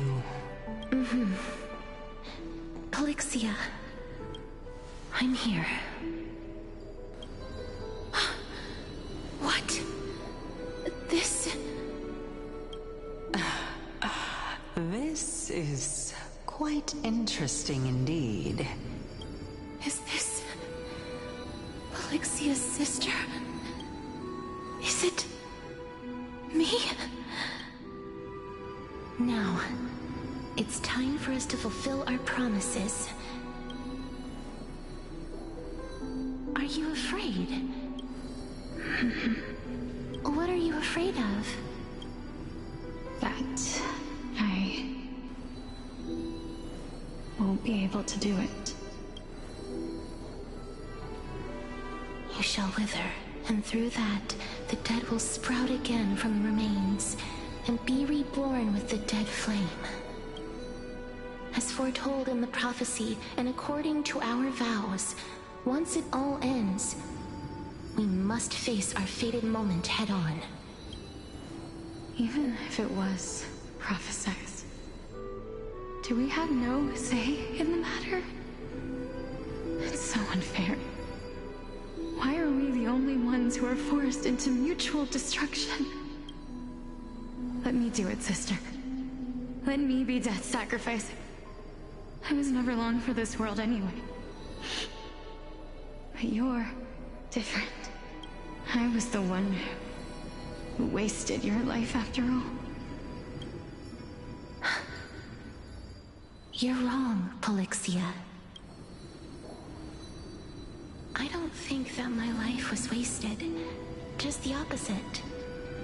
When I finally arrived at this destination and looked back at the journey I took, I discovered that flowers had long since bloomed along the path I walked. It was you who sowed the seeds for this sea of flowers. One that is more beautiful than the promised land at the end of the world. Besides, I have lived a fulfilling life.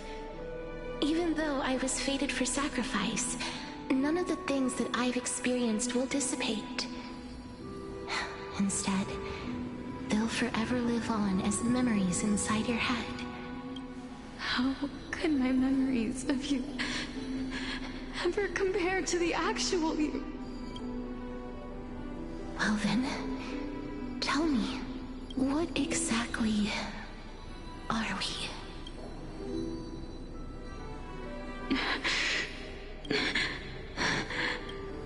I don't know either. But regardless of what the answer is, regardless of how we're shaped by others, or even by this world, ever since we were born, the fact that we existed was predestined, and nothing could erase it. This is why I will always, always be by your side. We're twins, after all. All right, my dear Polixia. It's time to extract my heart and light the flame of death. After that, use it to plant the first bud in the prophesied new world.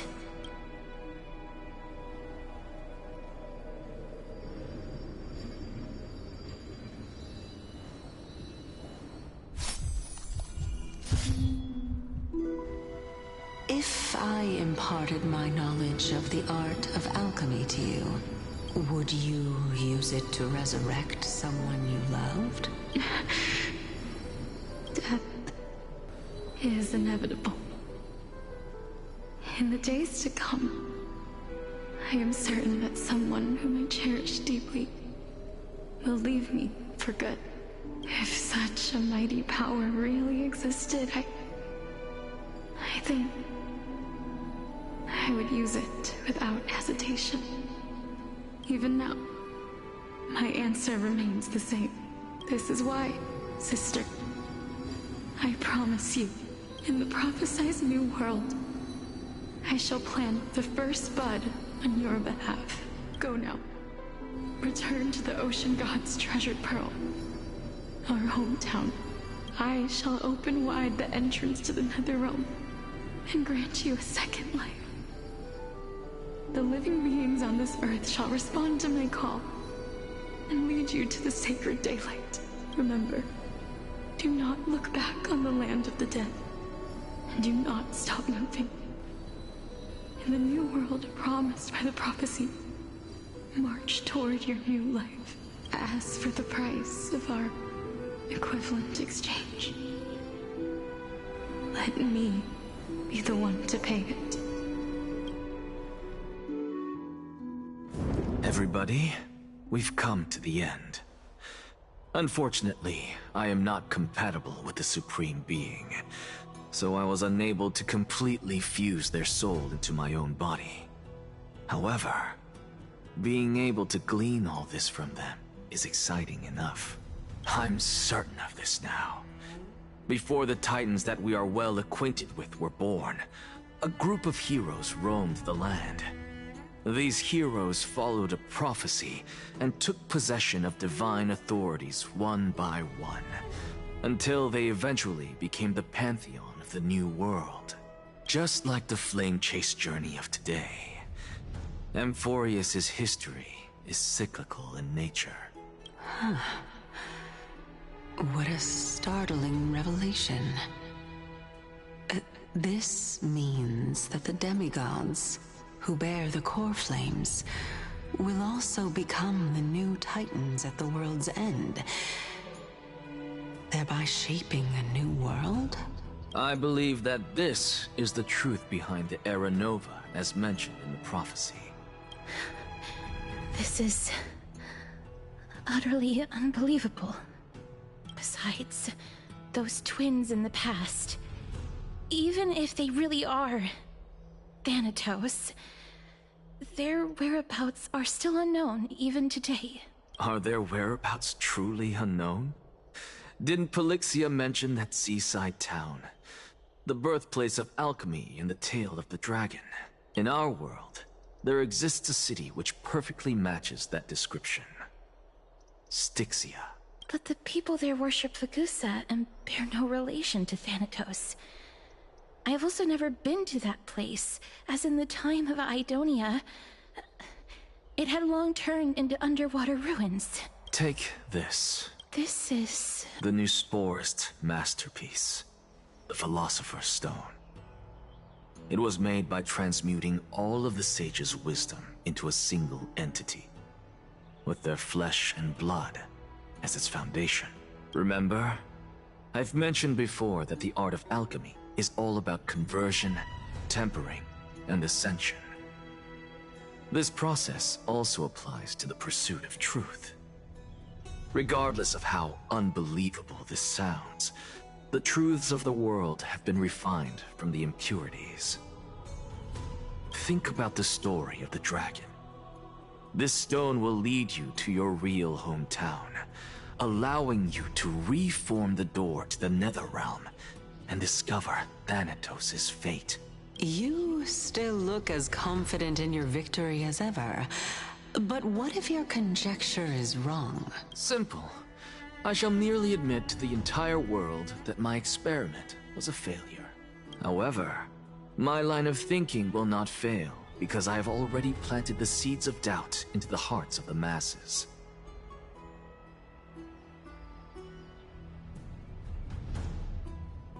Actions speak louder than words, Castoris. With the assembly about to begin, don't forget the promise you've made. I've already searched for so long. I'm willing to try one more time. While we converse, her life is also slowly slipping away. But before I leave, I have another question. What exactly did we witness just now? That was the world imprinted in Kefali's soul. If we are to prove its existence, you must take the final step. Go. Do not disappoint me. I understand. Hey, child of humanity. Don't get antsy. I still remember the question you posed to me. As a scholar, I do not wish to offer up ambiguous conclusions. Let's discuss this topic again when she manages to find the evidence. I merely wanted to ask, was that stone transmuted from your heart? If so, rebirth is no longer an option for you. Why not? When I was a child, I lost someone dear to me. When I was a teenager, I lost my faith. A while back, although you saved my life, I also lost my soul in the process. Now I'm merely forsaking my body. What's the big deal? Why are you always finding ways to die? Isn't it good to be alive? This is but a necessary sacrifice on my path to transform into the purest of them all. Can someone who's dead even claim to be the purest of them all? Furthermore, if your hypothesis is proven correct, does it not just confirm that the myths are true, and thereby invalidate all your theories?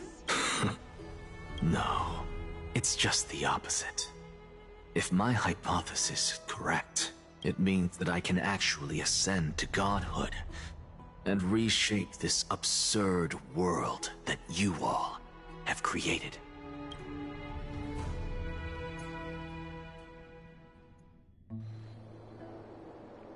That's a lot to take in at once. Lady Aglaya, please, let me explain. Go on. You know that the core flame of death has always been the greatest unknown regarding the Era Nova, which is why both you and Kindness desire to gain the power to control that core flame in the approaching Citizens' Assembly. Professor Anaxa has come to a consensus with Kindness. They want to suspend the trial once Thanatos' core flame is reclaimed, hoping thus to eradicate death from this world. If they're successful, then the flame chase journey will cease, and Akama can enjoy everlasting peace. But I know this runs counter to your wishes. So long as we do not usher in Era Nova, the Black Tide will never be eradicated.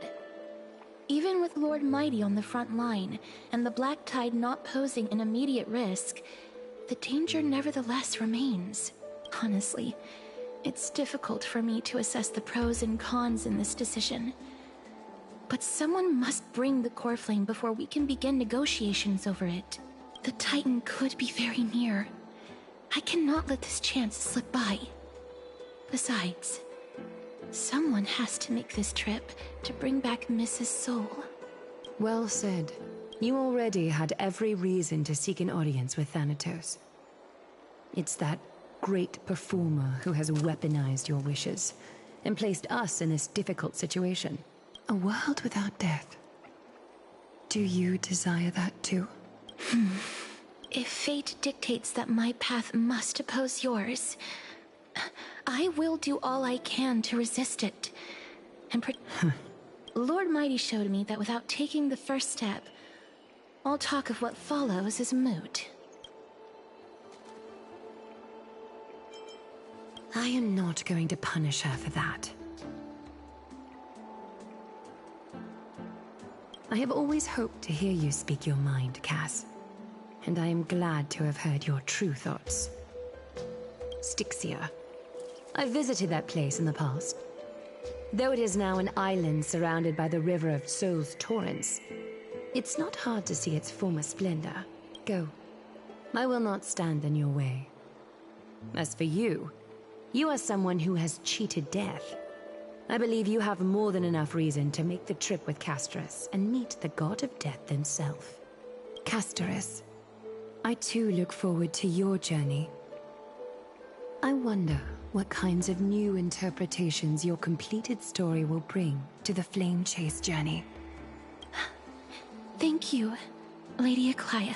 I hate to put a damper on this heartwarming moment, but if Styxia is now an island surrounded by the river of Soul's torrents, then how do we find a way in? Lady Treby is probably... The answer is quite simple. In the myths, Zagreus once made the domain of the dead their treasure vault. That is to say, they could enter and leave the Nether Realm as they pleased. And if they could do that, then it follows that the demigod who inherited their divinity must be capable of the same. I'll see you at Marmorial Palace at Action Hour tomorrow. Cypher shall be your guide to finding that ancient city.